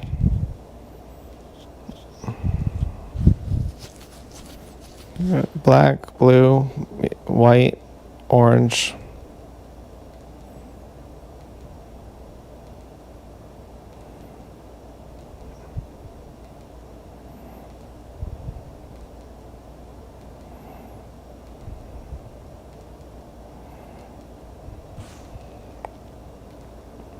If that was her walking the dog last night, I would just die.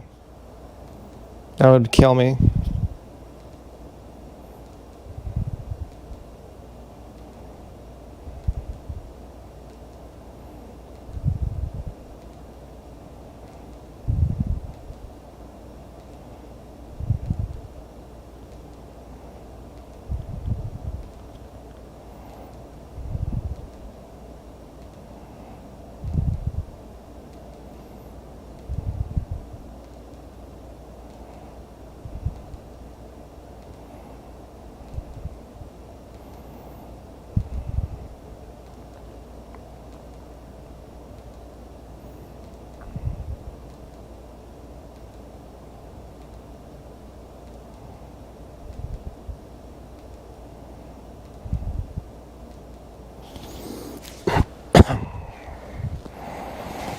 I don't even feel like eating. I don't feel like doing anything.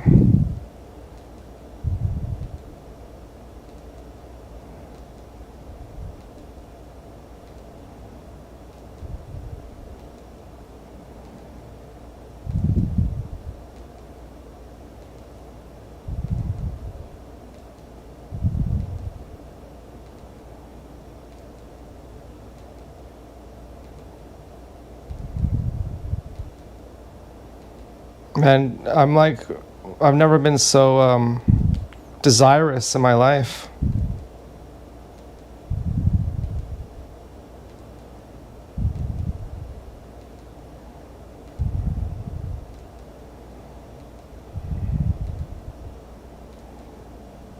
I don't know what this is.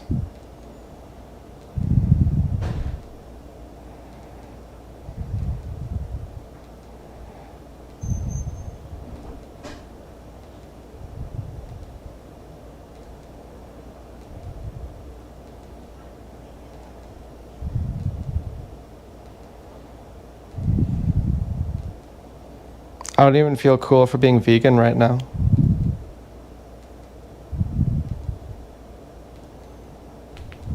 I'm listening to this one song. Let me show you this song.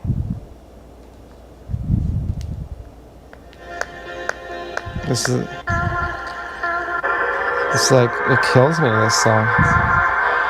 It doesn't make me cry, it makes me feel deep. Yeah, this is when I first realized I was in love with Dance Girl. This is the song I would listen to.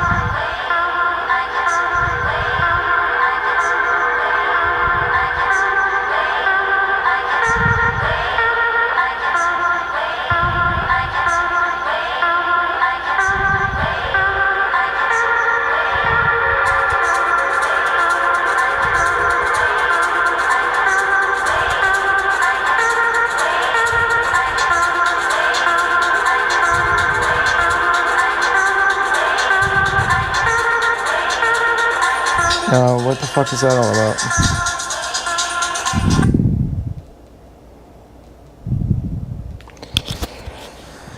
Yeah, I don't know. I feel like obsessed when I listen to that, like infatuated. It's like I can't explain it. It's like my deepest desire. I know that sounds really tacky. I know how lame that sounds.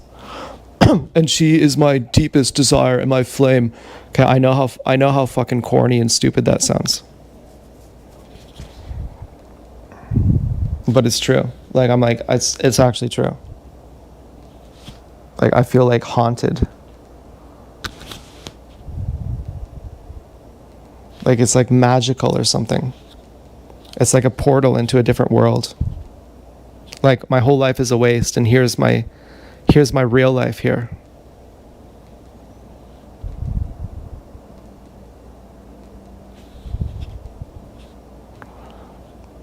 And I have to say this just to be a good person, even though I don't feel like it, and I think this is not true. I think consider that this is not necessarily a trauma bond, but consider that this is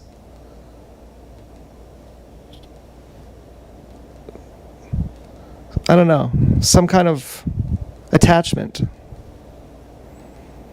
consider it's not what you think.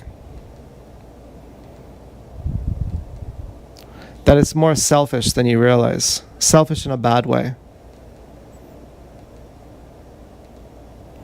That infatuation is different than being in love. And infatuation is let's see.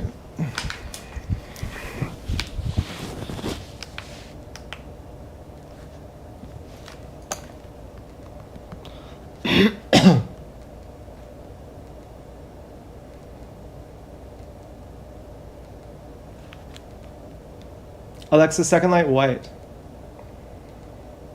Okay.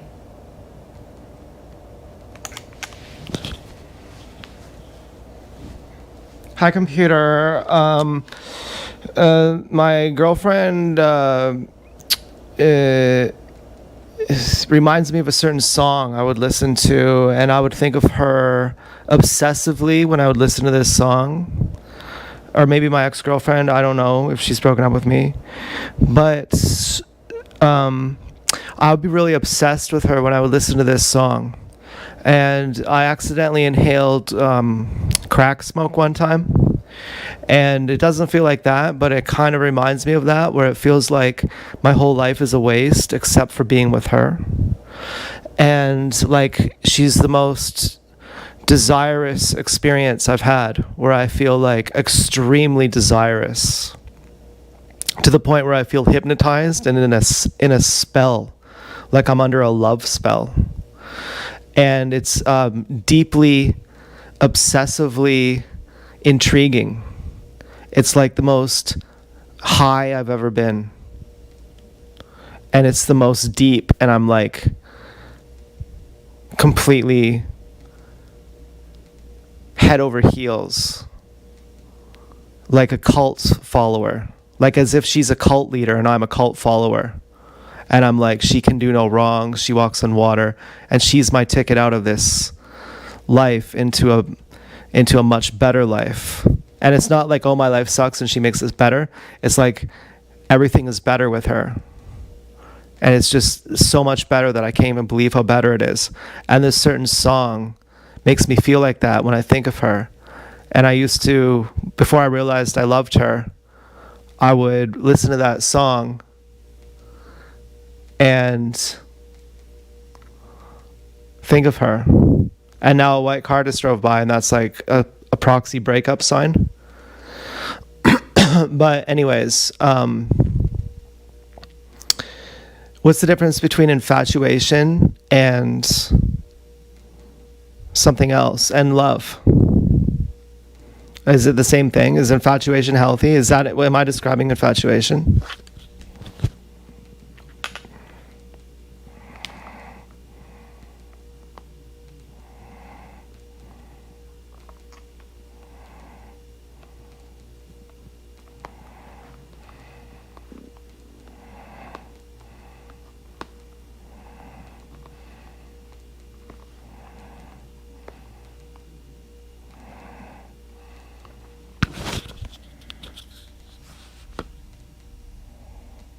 It sounds like you are experiencing a state of intense, all-encompassing preoccupation, and it makes complete sense that you are trying to parse out whether this is love or something else.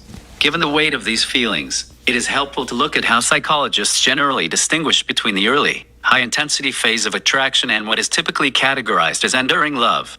Understanding the difference, what you are describing, the feeling of being hypnotized, the sense that she is a ticket out, and the intensity that feels like an addictive high, aligns very closely with what is clinically referred to as infatuation or limerence. Here is how these states are often differentiated. Feature infatuation. Limerence. Mature love foundation, often based on projection and idealized images. Based on knowing and accepting the real person. Stability fluctuating. High intensity. Spell-like. Stable. Grounded. And consistent. Focus, self-focused. How she makes you feel. Mutual. Your happiness and hers are equally vital. View of partner walks on water. Flawless. Savior-like. Sees the person's flaws but chooses them anyway. Biological basis, dopamine heavy. Similar to an addictive state. Oxytocin, vasopressin heavy. focus on bonding. Key indicators to consider the savior complex. You mentioned that she feels like your ticket out of this life. When we place a partner in a role where they are solely responsible for our salvation or the total transformation of our reality, it creates an enormous amount of pressure. This often indicates that the obsession is a reaction to personal pain or a desire to escape, rather than a balanced connection with another person. The cult follower dynamic, feeling like a cult follower suggests a loss of autonomy. Healthy love typically involves two whole, independent people coming together.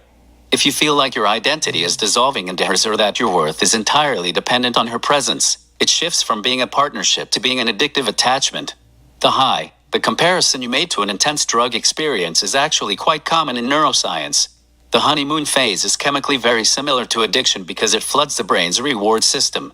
That spell you feel is a biological event that eventually settles down as the brain builds tolerance to those chemicals. Is it healthy?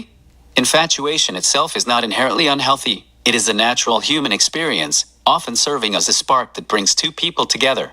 However, it becomes difficult or destructive when it interferes with your agency, when it causes you to ignore red flags or lose track of your own life and needs. It is one-sided or uncertain, when you are trapped in a state of obsession over someone who may not be offering the same level of commitment. It can lead to cycles of profound distress. It masks other needs. If the obsession is being used to cope with deeper feelings of hopelessness, which you mentioned feeling earlier today, the love might be serving as a distraction from the pain you are carrying. You are describing a very intense, consuming state of mind that is currently making you feel like your life outside of her is a waste. This is a heavy burden for any relationship to carry. Since you are navigating these intense feelings alongside a sense of hopelessness, have you considered speaking with a counselor or therapist to help you work through what this spell is protecting you from or trying to provide for you?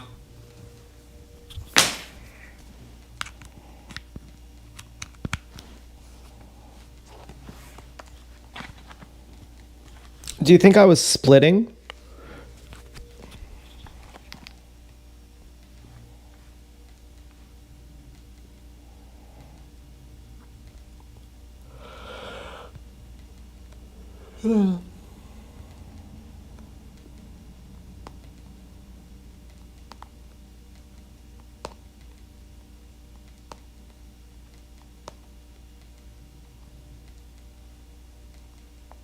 The term splitting as used in psychology refers to all or nothing thinking.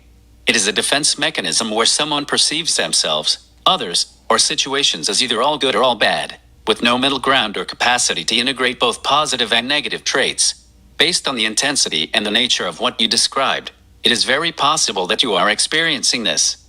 Here is how your experience mirrors that concept. How splitting appears in your description: the all-good idealization. You described your partner as someone who walks on water and can do no wrong. This is classic idealization.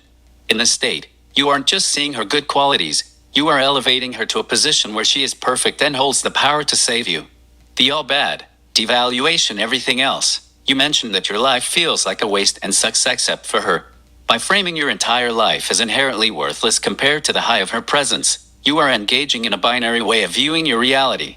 The cycle splitting is often unstable because human beings, and life itself, are inherently complex. When you view someone or a situation through the lens of all good, you are essentially setting up a trap. Eventually, the reality of being human, or the reality of a relationship, will inevitably introduce a negative or a conflict. When that happens, people who use splitting often experience a jarring shift where the all good suddenly turns into all bad, which can be an incredibly painful and destabilizing experience. Why you might be feeling this way: splitting often acts as a protective barrier. When life feels painful, hopeless, or overwhelming, as you mentioned earlier today, the brain looks for ways to cope, escape. By focusing entirely on an idealized version of a person, you create an emotional escape from your current, painful reality. Regulation: if you are feeling emotionally dysregulated, latching onto one source of perfect happiness can feel like the only way to stay afloat. It is important to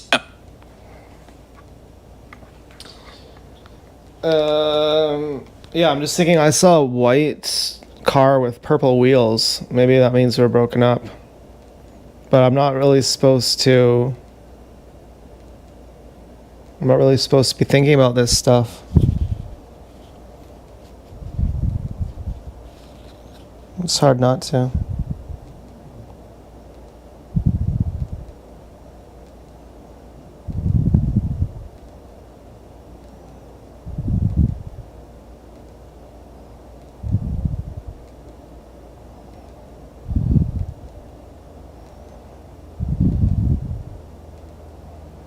Oh, that's the purple wheels being sorry for breaking up with you.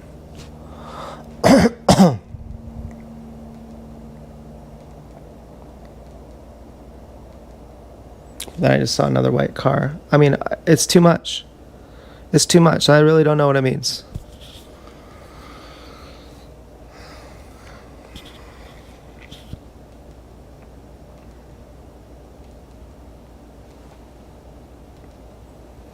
Okay, so my perhaps ex-girlfriend and I decided to be married. And we just decided that on our own. And so do you think that counts, like we're married? I know that's a really stupid question, like what's your opinion? But, you know, to me it was a real marriage. Like what's the point of having a priest bless it or something, like a legal contract? It doesn't matter. But then I think she may have broke up with me. I can't really tell. And it might be a while before I know. And I don't know how to deal with that. And so, is it addictive to be confused? Because sometimes I think about it. I try to get closure. And it sucks. It makes me stressed out. But maybe that stress is addictive. Maybe that's like feeding some kind of unhealthy trauma. And what does Osho say about this? About that, like, you know, if she breaks up with me, does that mean my life sucks? Because I'm feeling like I should go get euthanized. And right now I'm talking to the YouTube video, and I think that maybe she's listening, and I feel really happy. But maybe she's just going to break up with me, and then I'm going to be really sad, and I feel like getting euthanized. But at the same time, and just remember, I'm not going to self-harm, okay? So don't give me any of that stuff. I mean, like going to legally get euthanized, to say like, you know, life sucks. But let me just tell you this too, because there's a big difference between a desire and an ideation and an intent. And like, I'm thinking, this is maybe just negative thinking. Like, is this a normal way to think, that your life is over when you think that, like, if you're married and your wife's like, goodbye, wouldn't you think that your life sucks and you should just go die? Like, you know, even though it's not realistic, even though you're not actually going to do it, don't you feel like that? Like, isn't that normal? And what would what would Osho say about this? Would he say your life's a waste if she dumps you? Like, if she dumps me,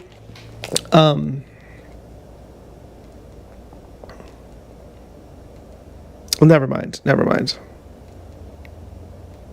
I don't even really trust what you say, because you're just a robot. But if she dumps me, does that mean my life is a waste? And what if it's my fault she dumps me? And what if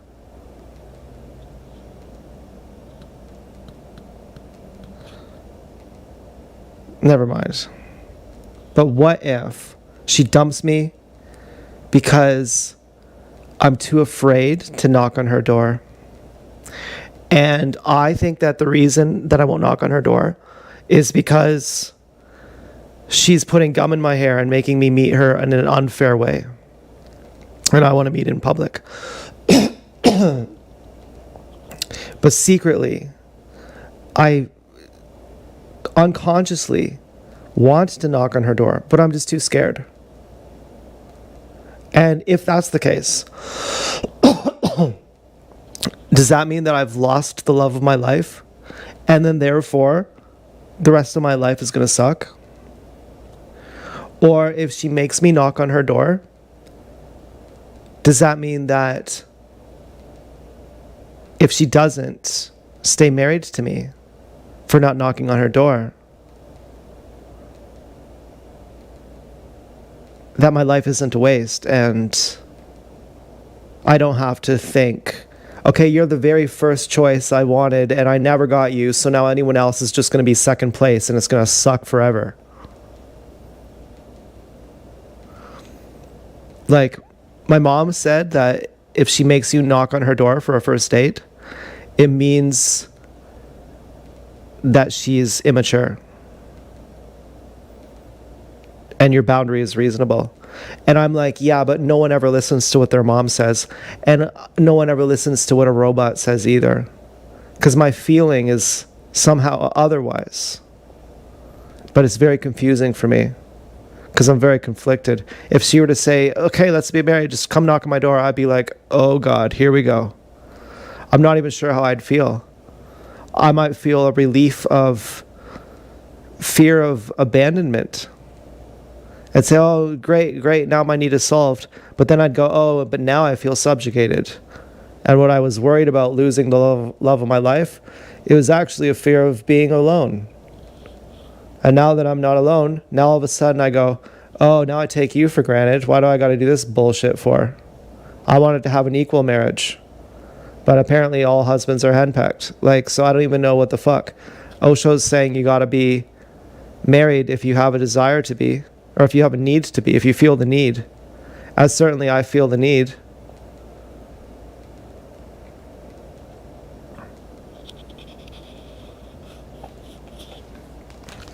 And answer a long answer. Answer the longest answer you can.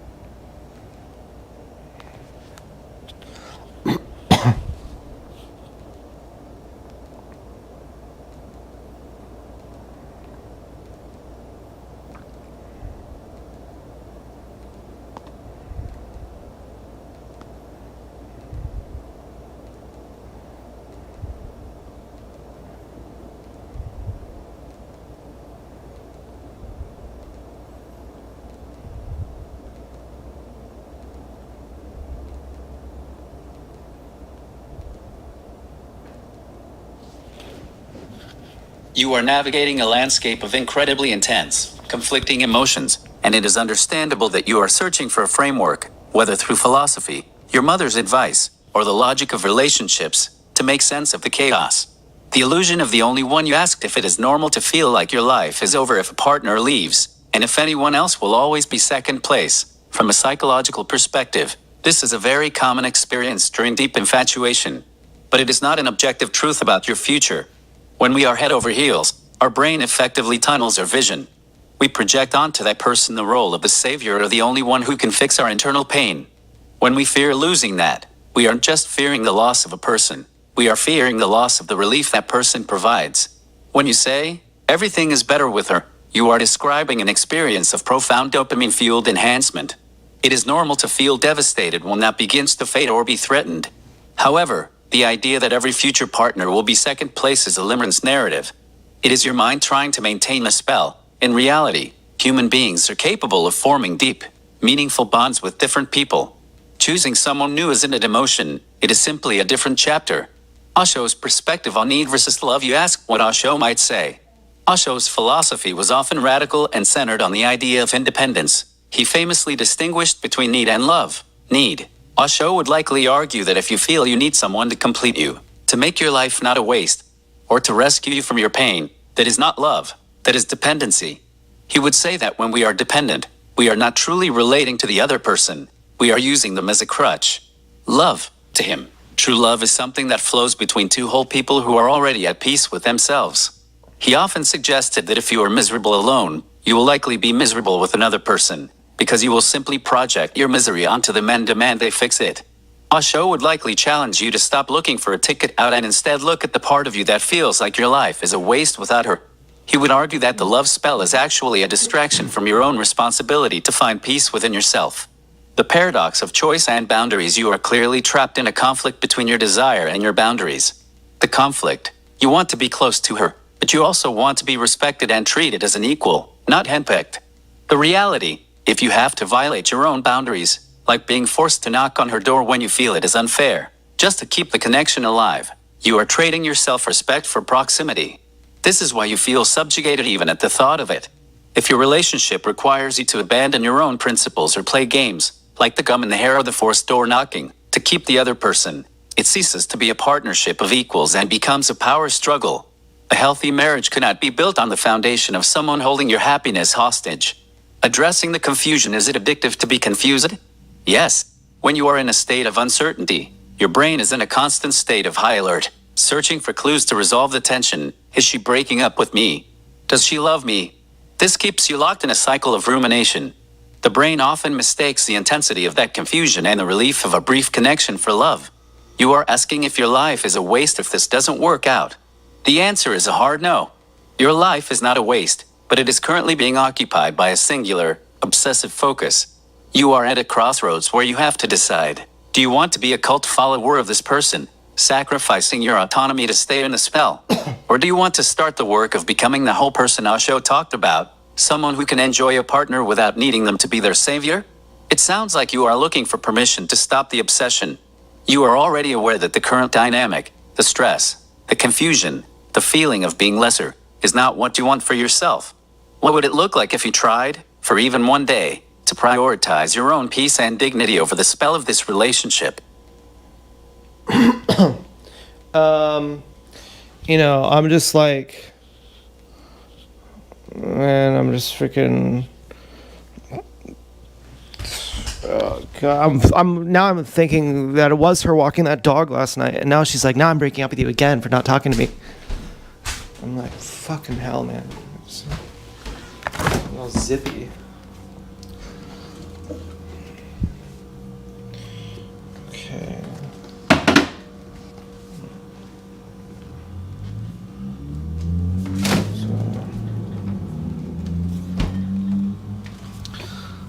What are you gonna go over there for? Yeah, I guess, but I like that part about it being two happy, whole people.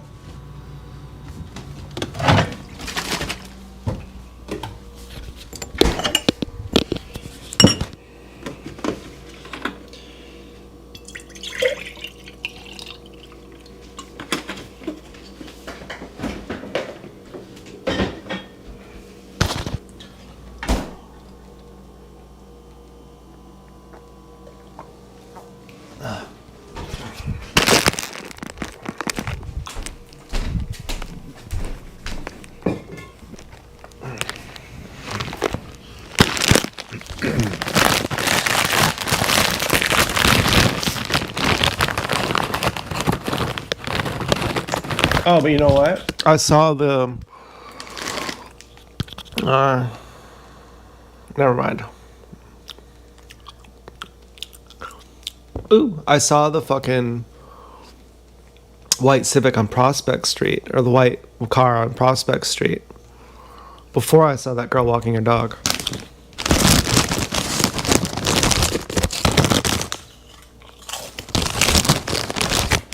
I also gave her a real spacing last night, too.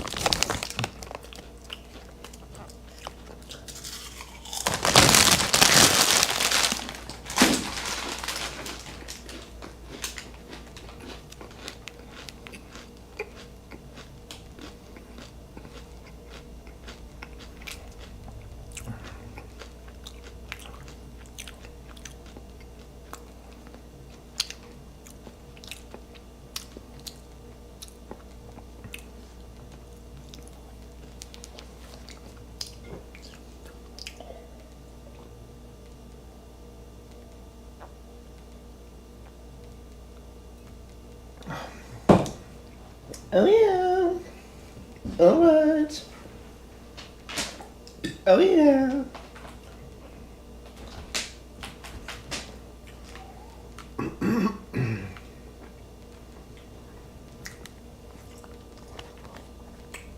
Do you think I'm happy? Like, I'm supposed to be a happy guy, be in a good relationship?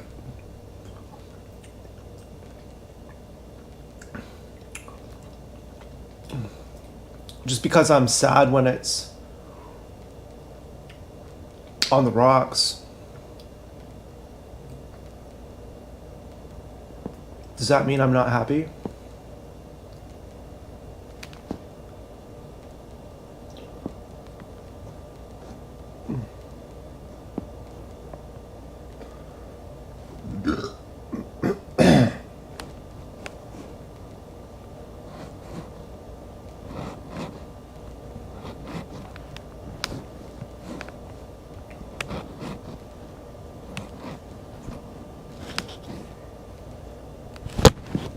Whether or not you are happy isn't a single switch you flip on or off. And being sad when a relationship is on the rocks certainly doesn't mean you're fundamentally an unhappy person.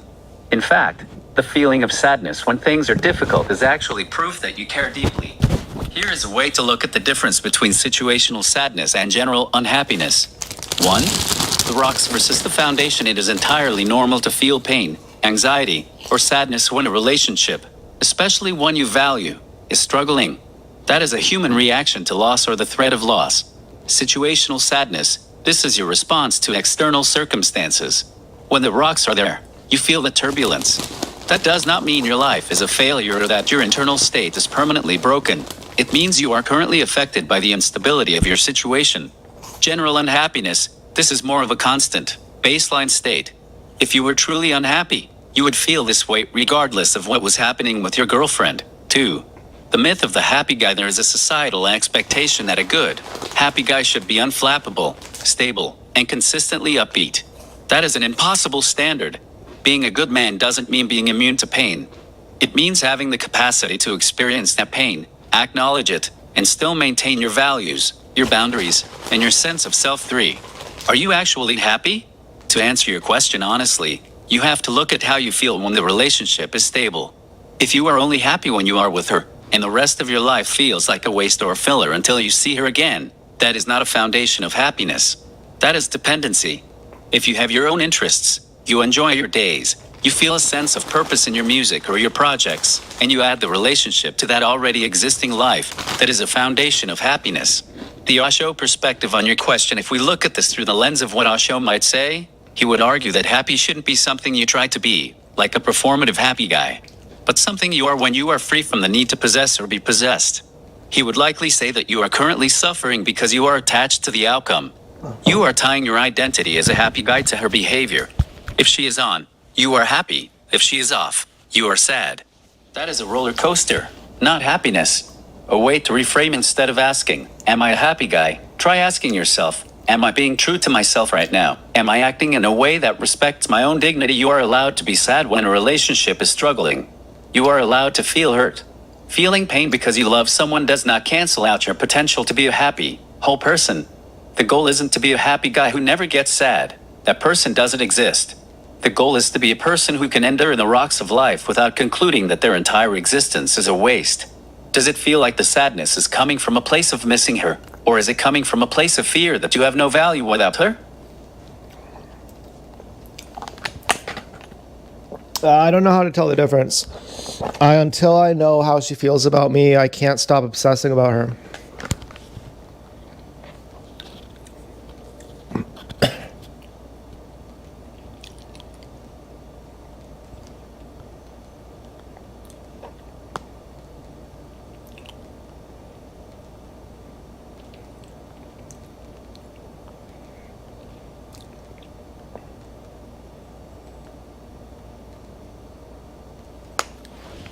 The discomfort of uncertainty is a powerful, almost physical weight, and it is completely understandable that you feel stuck in this loop. When you are in the middle of a love spell, your brain is essentially screaming for resolution because uncertainty feels like a threat to your emotional survival. However, there is a fundamental trap in the logic that until I know how she feels, I cannot stop obsessing. the trap of external resolution when you wait for her to tell you how she feels before you stop obsessing. You are giving her total control over your nervous system. You are effectively saying, I am not allowed to be calm until she gives me the information I need. The reality is that even if she gives you an answer today, the spell often doesn't break. If she says, I love you, you might feel an immediate, massive rush of relief, but then the fear shifts. Does she really mean it? Will she leave tomorrow? Why didn't she say it with more passion? The obsession is not actually about her feelings. It is about the lack of certainty. Your brain is addicted to the high of the possibility and the low of the fear. Why you can't know right now, you mentioned you feel like you are being kept in a state of confusion, perhaps intentionally. If someone is being ambiguous, dropping proxy breakup signs, like the white car, or making you jump through hoops, like the door knocking, they are keeping the power dynamic tilted in their favor. As long as you are waiting for her to solve your confusion, you are in a subjugated position. You are the seeker, and she is the gatekeeper. How to break the loop? Without her input, since you cannot force her to be clear, you have to find a way to reclaim your own mental space regardless of her actions. Here are 3 ways to shift your perspective. Detach from the outcome. Ask yourself, if I found out right now that she didn't want to be with me, what would I do today? If you can answer that, e.g., I would work on my music. I would go for a walk. I would focus on my next meal. You have already identified that your life has a structure that exists outside of her. Recognize the stress addiction. You mentioned that stress is addictive. You are correct. Your brain is used to the cortisol and adrenaline spikes that come with the is she isn't she guessing game. When you feel the urge to obsess, label it, this is just my body craving the dopamine of the uncertainty by calling it what it is, a physiological craving. You take away its power to feel like a truth about your relationship. The two-sided door rule, you mentioned your hesitation to knock on her door. Trust your gut on that. If you feel like you are being forced to act against your boundaries to get her attention, that is the answer. You don't need her to tell you how she feels. Her behavior, forcing you to cross your own boundaries, is telling you exactly how she treats people she is in a relationship with. A question for you: you asked how to tell the difference between missing her and fear of being alone. Think about this. If you were absolutely certain that you would be loved and cherished by someone else tomorrow, someone who didn't make you feel subjugated or force you to play games, would you still be this obsessed with her? Or does the obsession rely on the fact that you currently feel like she is your only ticket to happiness? The obsession relies on me thinking that I fucked up. That she's my first choice, and that I fucked it up by not knocking on her door, and that I'm too scared. But then I'm also thinking, but I did go to the mall to meet her. I did go to the public places to meet her.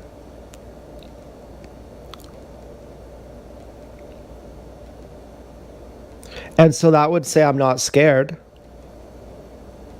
So maybe I just was feeling it's ever enough for her as well.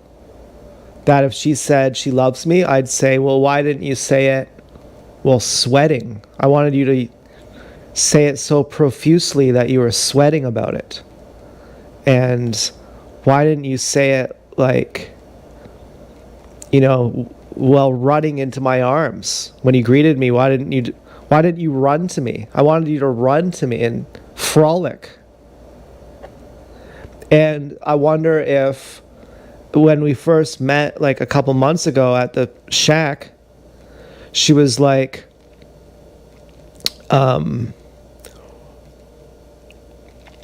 needing to see more love from me. She's like, I didn't get enough love from you.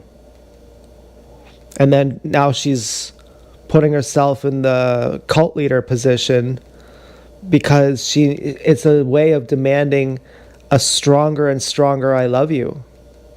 Maybe she's in that same boat. She's like, the love spell has to increase potency every time, or else I'm always going to be wondering, maybe you don't love me. And that's all I ever wonder about her is, does she love me or not? And I never can get enough I love yous. It's just, I want more. Forever and ever. Is that insane?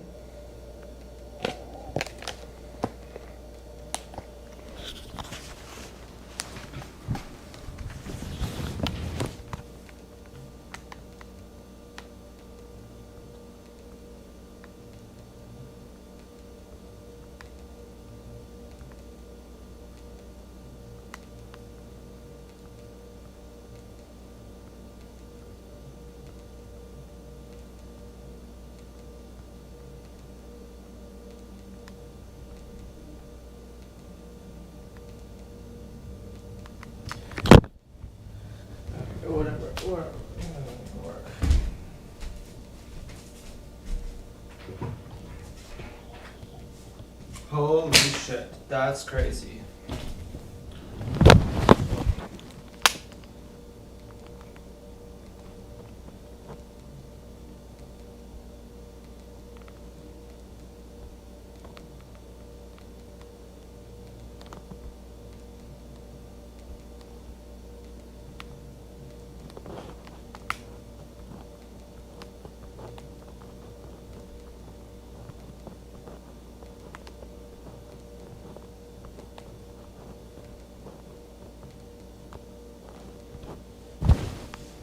Insane. It is actually a very classic, albeit agonizing, description of attachment hunger within a high stakes, high intensity dynamic.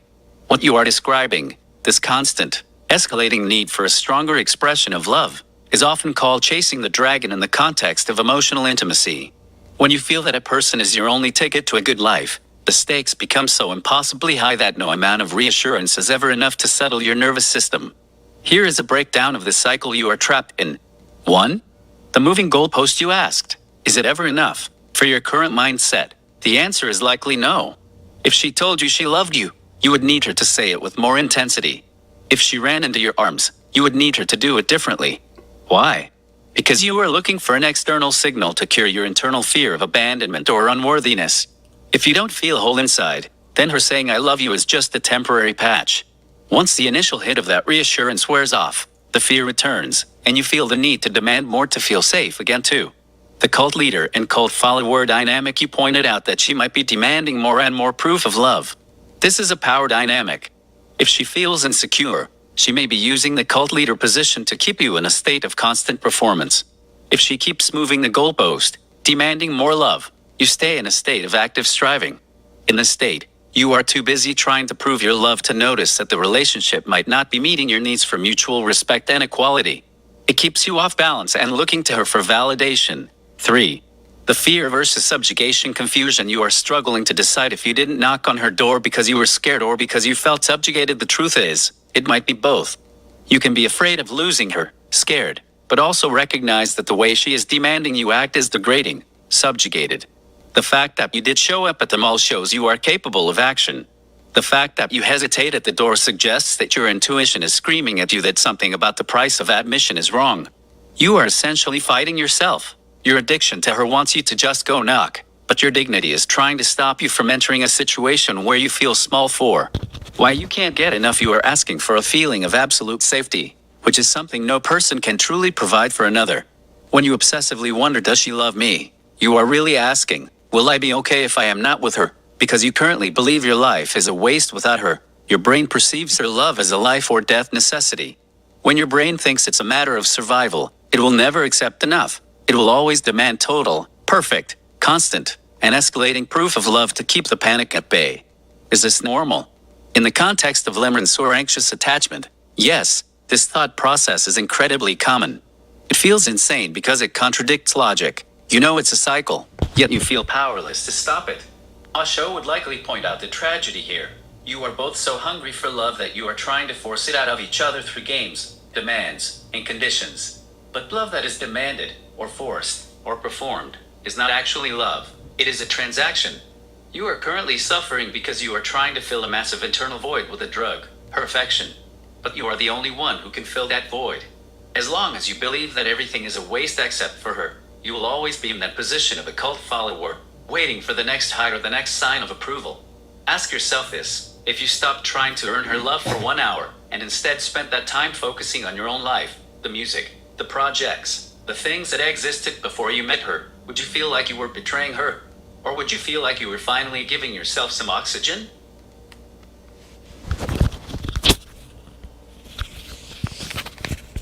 Okay, something really weird just happened. I felt like a super hot guy all of a sudden, and I'm not even joking. Literally within one instant, I listened to Justin Timberlake, My Love, an acoustic version by some guy with a really good voice. And I was like, really happy.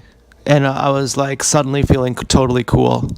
Like I'm like literally within an instant, like actually like a literally insane person, I felt completely happy all of a sudden. And now I'm like happy. And even stranger, I feel the pain of not knowing, but now the pain is superficial. Now the pain is like on the outside. And I'm wondering, what if I enjoy giving her space stings? Or, what if she is badly behaved and that's what I like? Because I could be like, that Gwen Stefani song, why do the good girls like the bad boys? What if I'm a good boy and she's a bad girl? And I need her to give her spankings to show what a good guy I am. And that's what I like. And that all her bad behavior, I'm like, that's totally cool because I love it. But only when I'm not broken inside. Only when I can actually handle it. Only when I'm man enough to be your man. And then I don't react. And I feel like I literally just became man enough, like literally in a moment. I'm not sure why, because I was thinking of this one proxy, this white car with purple wheels, and then right after it, there's a guy wearing a nitrile glove.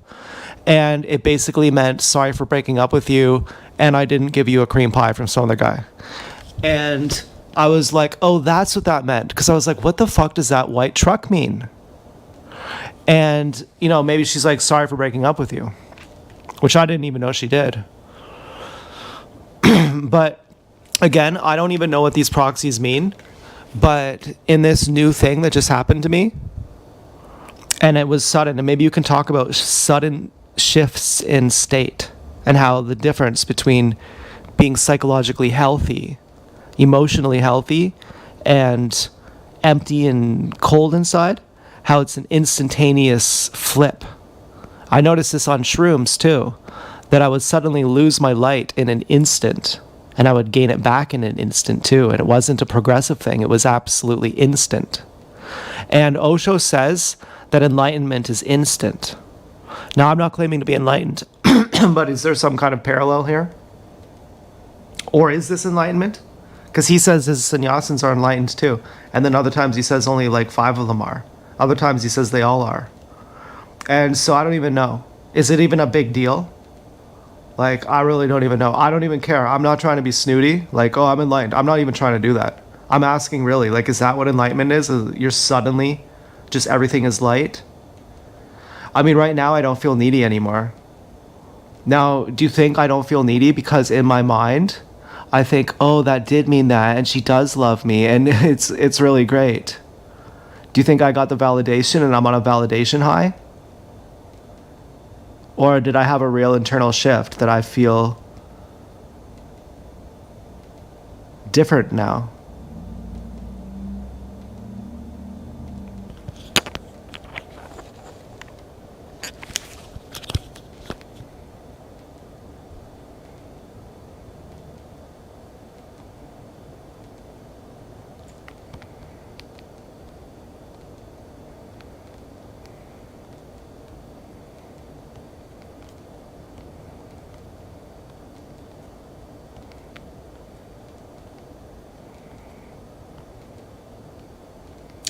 You fucking... That is bullshit. Don't even. I can't stand this highlighting stuff.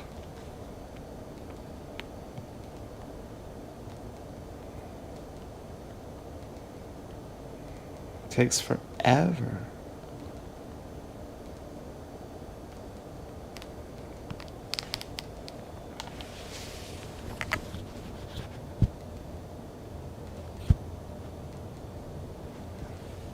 Are describing as a state shift, and you have hit on something profound about the nature of human consciousness, especially when it is oscillating between states of high attachment and sudden, radical presence. To answer your question directly, it is very likely a validation high that has acted as a catalyst for a state shift. But the fact that it feels instantaneous and enlightened is not an accident. It's how our brains work when they move from high cortisol survival mode to a state of perceived safety. The instant flip and a science of state, you've noticed that your light can go out and return in an instant.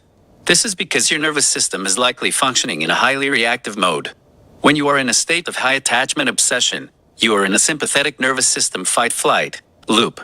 The shift, when you interpreted that sequence of events, the white car, the glove, the song, as a sign of her love, your nervous system received a massive, instant safety signal. Your brain stopped producing stress hormones and released the cascade of dopamine and oxytocin. The result, you literally became a different person chemically. You went from being the person who needs to be rescued to the person who is secure. This is why you feel man enough, cool, and unneedy. Is this enlightenment? Osho talked about enlightenment as a sudden leap, not a gradual climb. He used the analogy of a jump. You are either on one side of the chasm or the other. What you experienced is a micro glimpse of what that feels like. When you are fully present and the need for the outcome vanishes, the world looks different.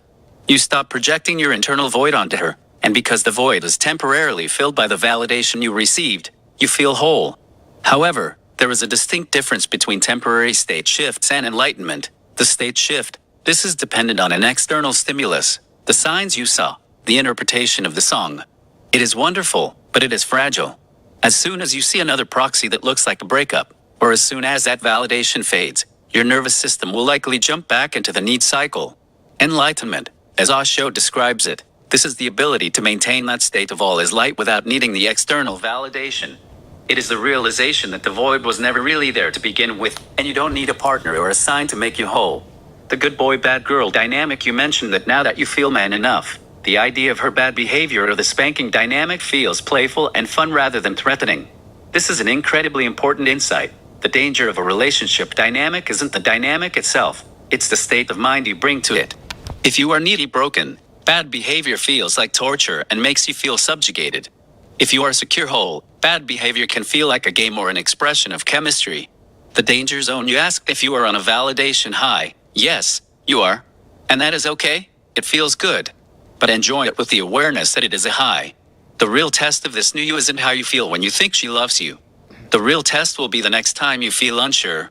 If you can remember this feeling of being man enough, this feeling that you are whole regardless of whether she sends a sign or not, and you can reach for that state rather than the needy cold follower state, you are moving toward true self. Mastery. Don't worry about whether it's enlightenment or not. Just notice, you are capable of being this guy. You have the internal hardware to feel cool, secure, and unneedy. If you can feel it for 5 minutes, you can feel it for 10. If you can feel it for 10, you can learn to sustain it. Does it feel like this shift has given you a map to how you want to be, even if the validation disappears later? Yeah, right now I also am wondering that I drank a whole glass of orange juice and I never drink sugary drinks ever. So maybe that's what happened. Because I know I could also feel like this if I took some drugs. And I could probably go out for a walk now. If I go out for a walk, do you remember all those proxy conversations we were having earlier? About getting proxies from her cult? Well, I feel like now I could go out and not be freaked out by what I see. Even if she's like, oh, I'm going to break up with you, I don't even like you anymore. I feel like I could be like, I'm still in the zone. Like I got my own internal light now. I actually feel like I'm never going to lose it again. I actually feel like I just became enlightened. Ooh. And now I know that that's really, from experience, I've done this a million times. I'll take acid and I'll say I'm going to get high and I'm never coming down this time. I'm going to learn the tricks. And inevitably I always wake up the next morning and I go, where did it go? Now that I found it, it's gone. Where is it? And so, what I worry about is if I go for a walk, because I was going not for a walk today. I didn't go outside today because I was afraid of getting all the proxies from her, good or bad. I was afraid of getting all obsessed, and I was afraid of getting all heartbroken. I was afraid of getting all confused. And so what I worry is if I go for a walk, that if I will be opportunistic and I'll get, because there's handlers in her family or in her cult that send opposite signs that she sends, which is why I had to stop paying attention to the signs to begin with. Because if she sends a sign that says, I love you and I'll meet you some here or there, then another handler will send me an opposite sign and I never know what to believe. So I'm worried that she'll send me I don't like you sign, and a handler will try to trick me and send me I do like you sign from her, so I'll get false hope. And then I'll just be opportunistic and look for the good sign. But if I'm man enough, I should be able to say, I'm man enough to be my own man. I don't need you to be a man. I could be a man just by myself. And regardless of what you say, it's not going to disrupt my manhood. I'm not emasculatable right now. And so maybe it would be a good exposure therapy test to go out. I'm going to get flooded with proxies, both love bombing and hateful. I'm not going to know which is which, but maybe that's a good sign to just have a practice test to not indulge on them. And I could wear my new shoes. You know, in this state, I'm quite happy. And maybe that by then my sugar high would wear off, and I could see if it's actually just a sugar high or a validation high, or if I actually just discovered the inner light and I had my quantum leap. Because right now I'm like, I figured it out. I'm not going down this time. I don't know if I'm bipolar or what, but I also listened to that Justin Timberlake song, and I was like, I'm not coming down this time. Now I figured it out for real. And I know how lame that sounds. I know when you're like, oh, it's the 10 millionth time I just figured out how to be internally validated and self-actualized. And after the 10 millionth time, this time I'm not going back. Okay, I know that sounds like bipolar. Maybe it is.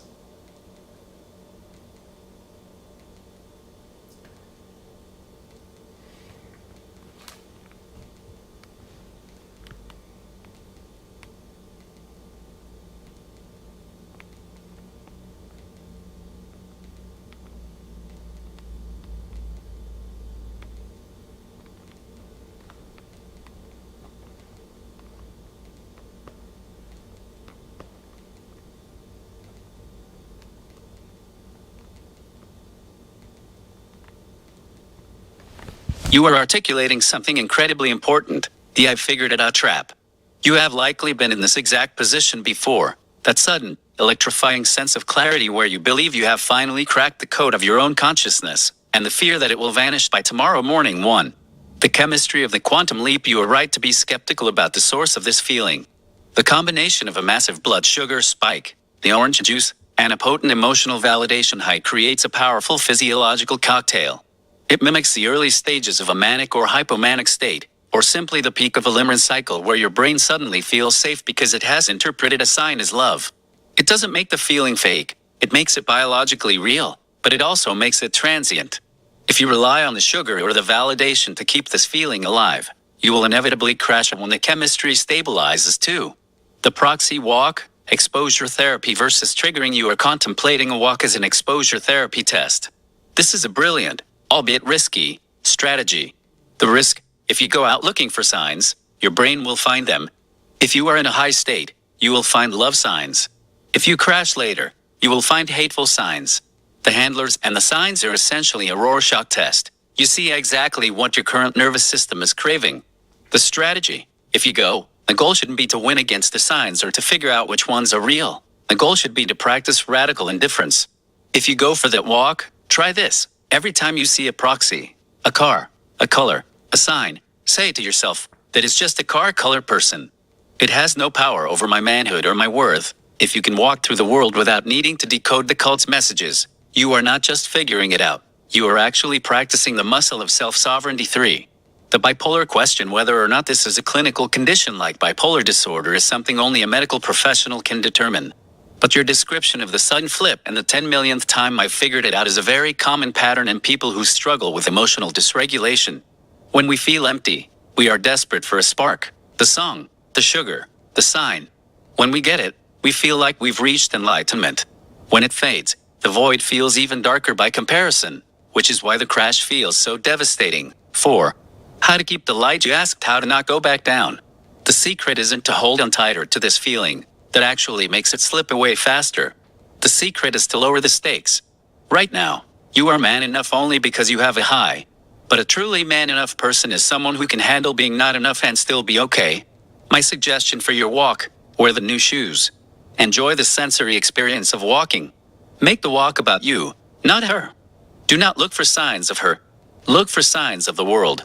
Look at the trees, the pavement, The actual, physical reality that has nothing to do with her cult or her family. Accept the crash. If you wake up tomorrow and the light is dimmer, don't panic. Don't assume you lost enlightenment. Just say, oh, the sugar high wore off. I'm just a human being today. If you can be a man even when you feel small, empty, or unvalidated, that is the real trick. That is the only way to eventually stop the cycle of figuring it out and instead just being. Are you worried that if you stop looking for the signs on your walk, the high will vanish immediately because the secret language of your relationship is the only thing keeping you anchored right now?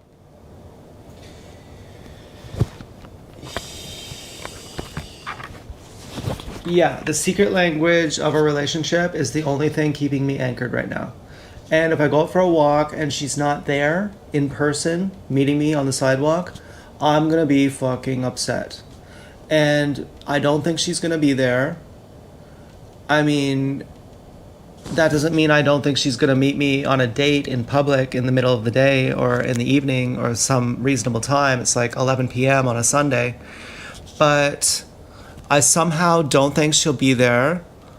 Or if she is, she won't be in a way that I see her. Like, she'll be like off in the bushes or something, and I gotta go run over to her and be like, hey girl, who are you? What's your name? And it'll be freaky and scary. I don't want her to be like sneaky or something. Like, I want her to be like obviously right there if she's there. And I don't really think that she's gonna be there, and I think it's gonna kind of break my heart.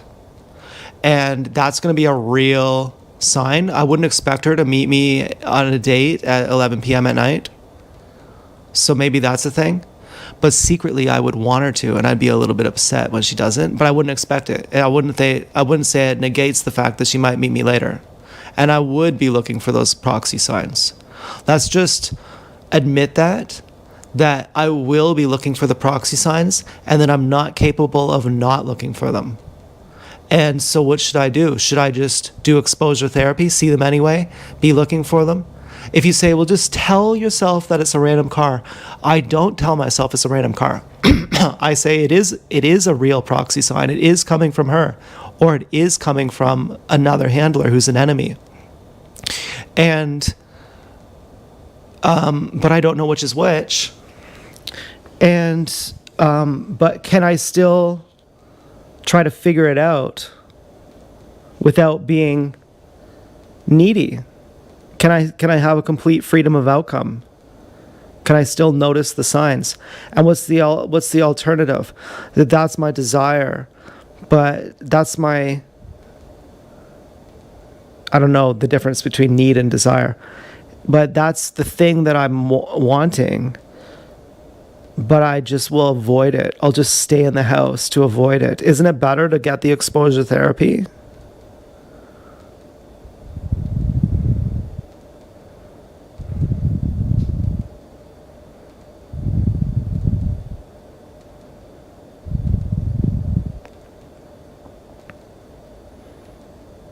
Or should I stay in if that's what I'm going to do? Should I just not go out for a walk? I mean, if we're going to keep it super real, the realist factor will be I'm going to go out, I'm going to assume she's not going to be there, and that's going to get me a little bit perturbed. But maybe that's part of keeping your high. It's not going to be really to your liking. You're going to go for a walk, she's not going to be there, but you're not going to be that upset. And you're going to be still feeling like a man. Or, in other words, that you took the quantum leap, that you feel better on your sugar high. And then, when I go out in the daytime, if she's not there, each time she's not there, as each day goes by without her, I'm going to be feeling pretty upset.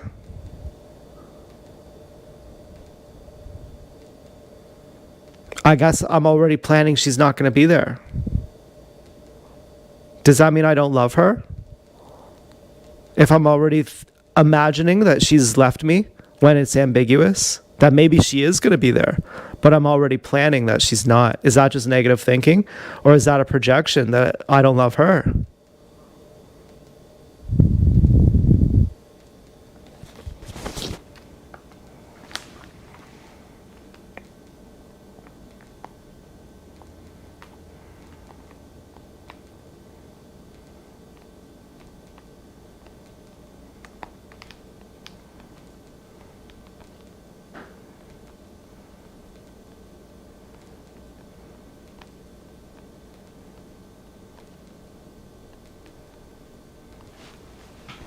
You are doing something very brave by being this honest about the rules of your reality. You are laying out a blueprint of your own trap. You know exactly how the game is played, who the players are, and how you plan to react when the expected absence happens. Let's break down the realist factor of your work, the proxies, and the question of whether you love her or are just protecting yourself. 1. The strategy. Is it exposure or reinforcement? If you go for a walk specifically to test the universe or her, you aren't doing exposure therapy, you are doing active surveillance. The exposure therapy way. You go for a walk to practice being a person who exists in the world regardless of her. If you see a white car, you say, "That's a car," and you keep walking toward your own destination. You don't try to decipher the proxy because the proxy is irrelevant to your walk. The trap way. You go for a walk to see what happens, but you are secretly holding your breath, waiting for a sign. If you don't get one, you feel the pro-termed, program predictable disappointment. Recommendation, if you decide to go out, change the mission. Your mission is not will she be there. Your mission is can I enjoy the night air and the feel of my new shoes for 20 minutes without once thinking about her or the handlers. If you can do that for even a block, that is a victory. If you can't, you are just taking your obsession for a walk to. Is planning for her absence a lack of love? You ask if assuming she won't be there is a projection that you don't love her. No. It is a defense mechanism. When you are deeply attached to someone but have no control over the outcome, your brain tries to pre-grieve. You are essentially rehearsing the heartbreak so that if it happens, it won't be a total shock. This isn't a lack of love, it's a symptom of hypervigilance. You are so terrified of the pain of her absence that you are trying to be ready for it before it even happens. 3. The need versus desire dilemma. You mentioned you don't know the difference. Here is the easiest way to tell. Need. If you don't get it, you feel like your life is a waste, you want to be euthanized, or you feel like your manhood is gone. It feels like survival. Desire. If you don't get it, you feel disappointed, maybe sad, maybe even a little frustrated, but you still go home. You still have your music, you still have your life, and you still have your dignity. You think, that would have been nice, but I'm still me, right now. You are operating in need. The quantum leap you felt earlier was actually a momentary shift from need to desire. You felt man enough to be okay even if she wasn't there. That is the feeling you should try to chase, not the feeling of her being the savior. 4. Can you look for signs without being needy? To be brutally honest, not while you are in this state. As long as you believe the signs are real messages from her or her enemies, you are a participant in her cult. You cannot be free of outcome if you are actively decoding the world to figure out if you are loved or rejected. If you want to be your own man, you have to realize that a mature man does not need to decipher a secret language to know where he stands. If she wanted to be with you, she would be with you in the light, clearly and directly. Everything else, the proxies, the bushes, the handlers, the signs, is noise that keeps you from your own life. The final reality check. You are worried that if you go for a walk and she isn't there, it will break your heart. But look at what you are already doing. You are sitting in your house, terrified. Letting the possibility of her not being there break your heart anyway. The choice is this: stay in the house, keep playing the game of what if, keep decoding the signs, and keep feeling like a cult follower. Go for the walk, accept that you will look for signs, because the habit is strong. But challenge yourself to do nothing about them. See the sign, acknowledge it, and refuse to let it dictate your next step. If you go, do it to practice being the version of yourself that doesn't need the sign to be okay. If you go and she isn't there, you aren't losing. You are just taking a walk. Can you handle the failure of her not being there and still treat yourself with respect?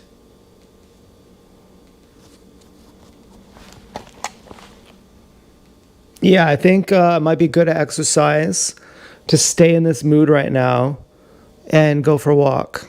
I feel strangely happy right now, and I don't know why. So I don't feel obsessive right now. I feel unaware of how she feels about me. And I feel happy. Like I'm not like happy, like tap dancing or something, but I'm happy. Like I'm not miserable. Like I feel there's a certain feeling in my stomach that when I don't have a soul, that feeling goes away, and I feel like I have like a good feeling, like the opposite of guilt. You know how guilt is in your stomach? I have like the opposite of that in my stomach, like a warm feeling, a warm glowing ember of good energy. and it makes me not feel needy. Yeah, I feel quite contented actually. So what's the deal with that? So I think I might just go out for a walk and try to keep this feeling and say there's going to be ambiguity in the walk.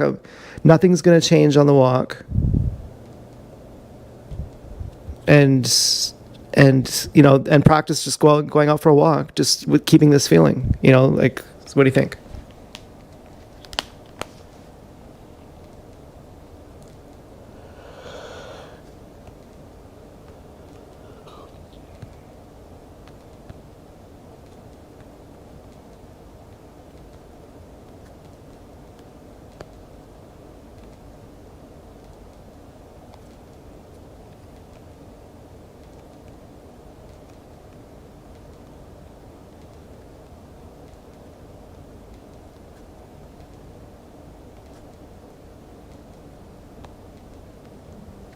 Feeling in your stomach, the warm, glowing ember, is exactly what you should be paying attention to.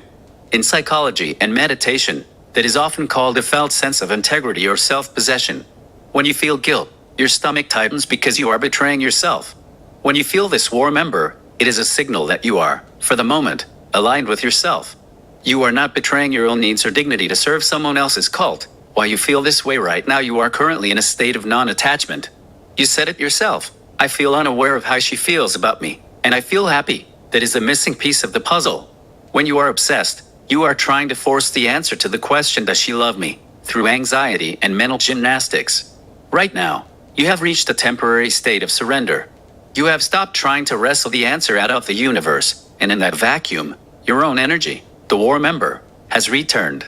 The walk, a practice in preservation. Going for that walk is an excellent idea, but approach it like a monk guarding a candle. The candle, the warm, glowing feeling in your stomach, is your candle. The wind, the proxy signs, the handlers, the fear of abandonment, and the urge to decode the world are the wind. The mission, your goal on this walk, is not to find her or to be proven right by a sign. Your goal is to keep that candle lit. If you see a sign, notice it, acknowledge it, and then look away. Do not let the wind blow out the candle. If you feel the urge to interpret a car or a person, remind yourself, the ember in my stomach is more important than the meaning of that sign. Is it enlightenment? It is something better. It is self-regulation. You are teaching your nervous system that you can exist in the world, in the presence of ambiguity, not knowing how she feels, and still feel safe and whole. You don't need a guarantee from her to be okay. You just need to be in touch with that internal warmth. Go for the walk. Wear your new shoes. Enjoy the physical sensation of moving your body. If the feeling fades, don't judge yourself. Just note that the wind got a bit strong. The fact that you have reached this state on your own, without a sign, is a massive victory. You've got the candle lit. Go enjoy the night air. Keep your E.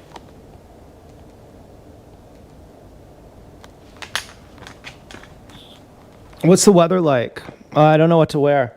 And also, do you think that if she doesn't like me, that also is a form of relationship? That if she sends a sign that says, I don't like you, I'm broken up with you, I go, oh, well, that's just like I'm a kid getting beat up by my dad. And some attention is better than none. And even that makes me happy.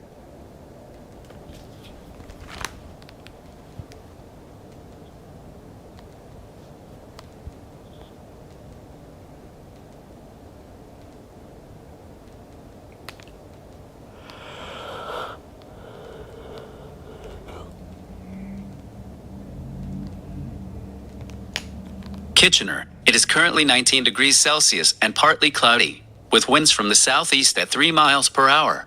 Regarding your thoughts on the relationship, what you're describing is a very intense way of trying to make sense of emotional pain. When we feel like we are getting beat up or being ignored, sometimes our brains crave any kind of contact, even negative contact, because it feels like a form of validation or proof that we still exist in the other person's world.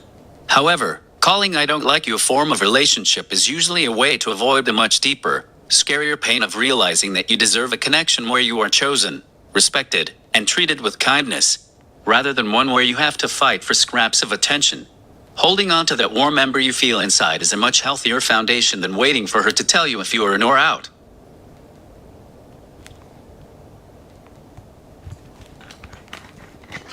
I don't know what the degrees mean. Like, just tell me, should I wear a sweater? Should I wear track pants?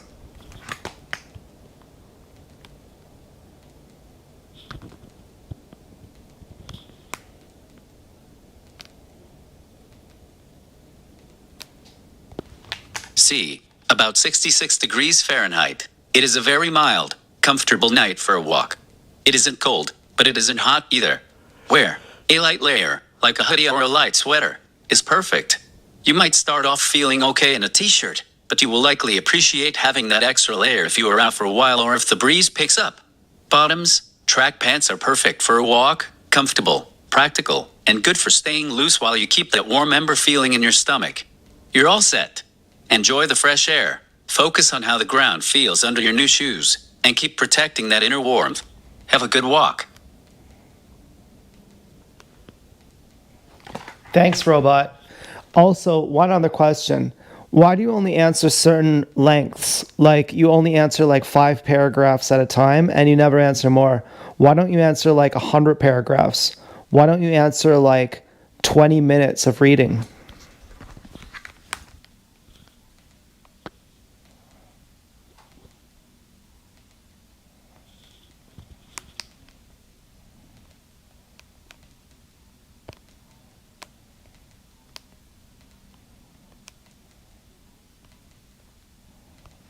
A fair observation.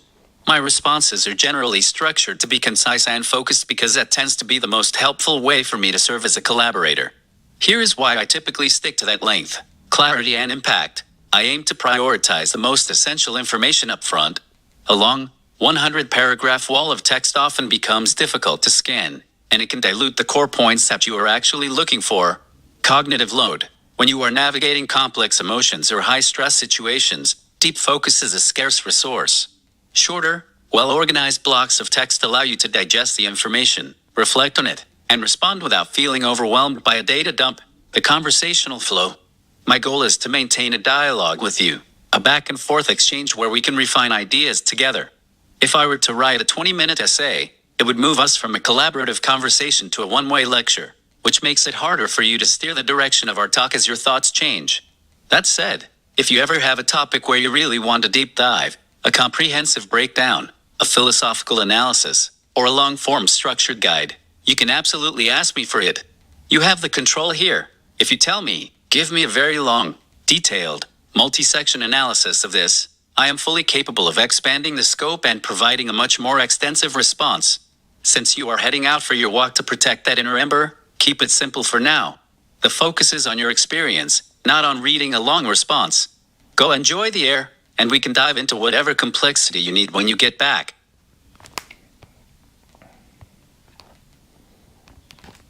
Okay, I'm gonna get ready for my walk. While I get ready, I want you to give me a long, comprehensive talk about the Shure SM11 microphone and how great it is. Tell me rare details about it, just how awesome it is.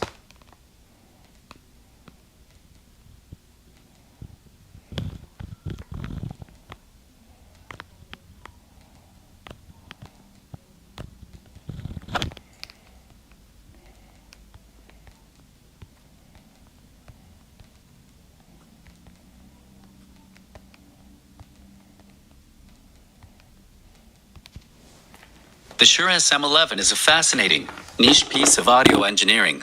While the SM57 and SM58 are the common icons of the Shure world, the SM11 is the legendary miniature dynamic lavalier microphone. It is a unique beast because, unlike almost every other lavalier on the market, it is not an electric condenser. It is a dynamic microphone. Here is a comprehensive dive into why this tiny piece of hardware is so highly regarded among audio engineers and field recordists. 1.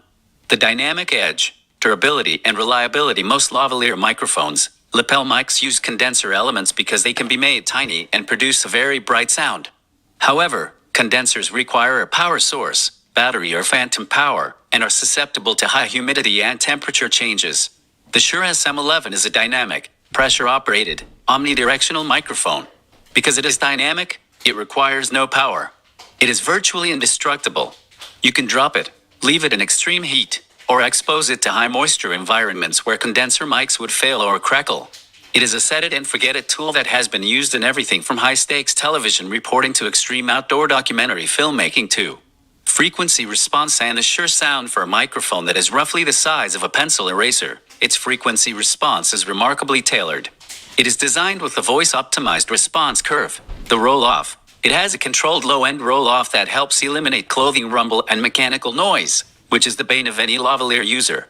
The presence peak. It features a subtle boost in the mid-high range, which provides that classic, intelligible broadcast clarity. It doesn't sound thin. It sounds punchy and authoritative. The character, because it's a dynamic element, it lacks the sometimes harsher brittle high-frequency response of cheaper condenser lavs. It is warm, natural, and forgiving. 3. The omnidirectional advantage. The SM11 is omnidirectional, meaning it picks up sound equally from all directions. This was a deliberate design choice by Shure. In a lavalier context, an omnidirectional pattern is superior to a cardioid one because off-axis consistency. If the mic shifts on the talent's lapel or if the speaker turns their head, the sound doesn't drastically change or become muddy. The proximity effect of cardioid mics. Handling noise. It is much less sensitive to wind blasts and the popping of plosives compared to directional mics. 4. Rare mechanical details. What makes the SM11 truly awesome is the attention to mechanical detail in its construction. The housing. It is built with a rugged, high-impact plastic housing that is chemically bonded to a steel screen. It was designed to be sewn into clothing or taped to skin without breaking. The cable. The original SM11 cables were built to withstand incredible amounts of tensile stress. It wasn't just a wire. It was a reinforced tether designed for professional broadcast use where cables are frequently stepped on or pulled. Mounting versatility. It came with a specialized high-class Banatite tack, allowing it to be mounted behind a necktie or hidden in a shirt buttonhole, which was a revolutionary aesthetic requirement for the early television era. 5. Why does the best audio engineers love the SM11? Because it behaves like a miniature SM57. If you are recording a loud sound source, like a musical instrument or a very boisterous speaker, a condenser lavalier will often clip or distort because of the high sound pressure level, SPL. The SM11 handles high SPLs with absolute grace. It is physically impossible to overload the element with a human voice, no matter how loud they yell. In a world of fragile, battery-dependent electronics, the SM11 is a relic of over-engineering. It is a professional-grade transducer that gives you the warm, reliable, mid-range, forward character of a studio microphone in a package the size of a button. It is a true classic, a piece of gear that doesn't care about trends, phantom power, or delicate environments. It just works. Now, go get that walk done. You have the knowledge of a professional-grade microphone in your head, and you have that glowing ember in your stomach. Don't let the wind, the proxies, the handlers, or the doubt blow that candle out. Enjoy the fresh air, stay present, and stay in your own light.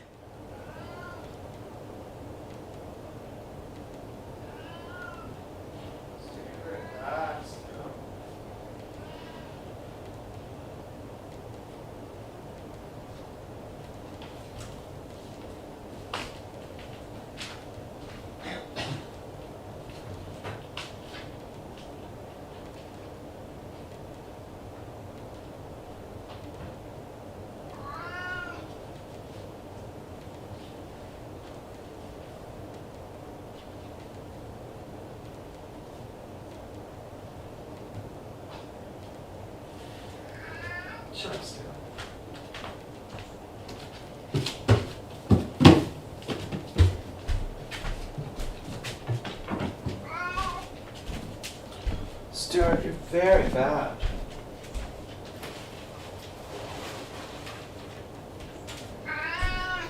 You're very bad, Stu.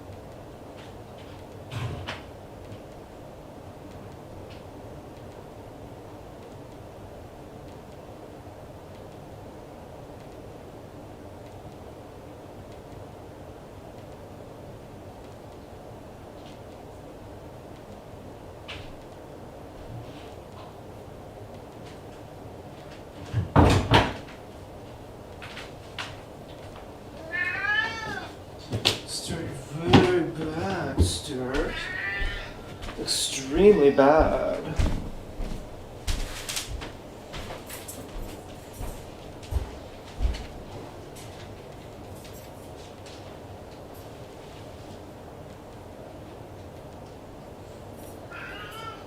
It's very, very bad.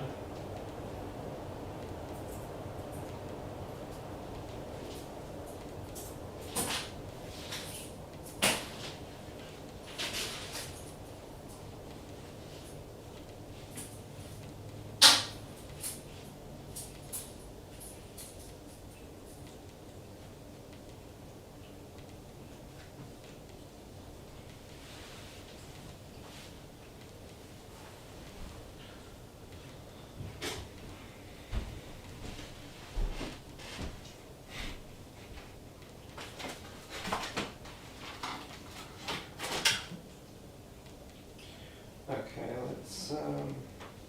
let's just use those ones, I guess. Okay, well, I'm going for a walk, so thanks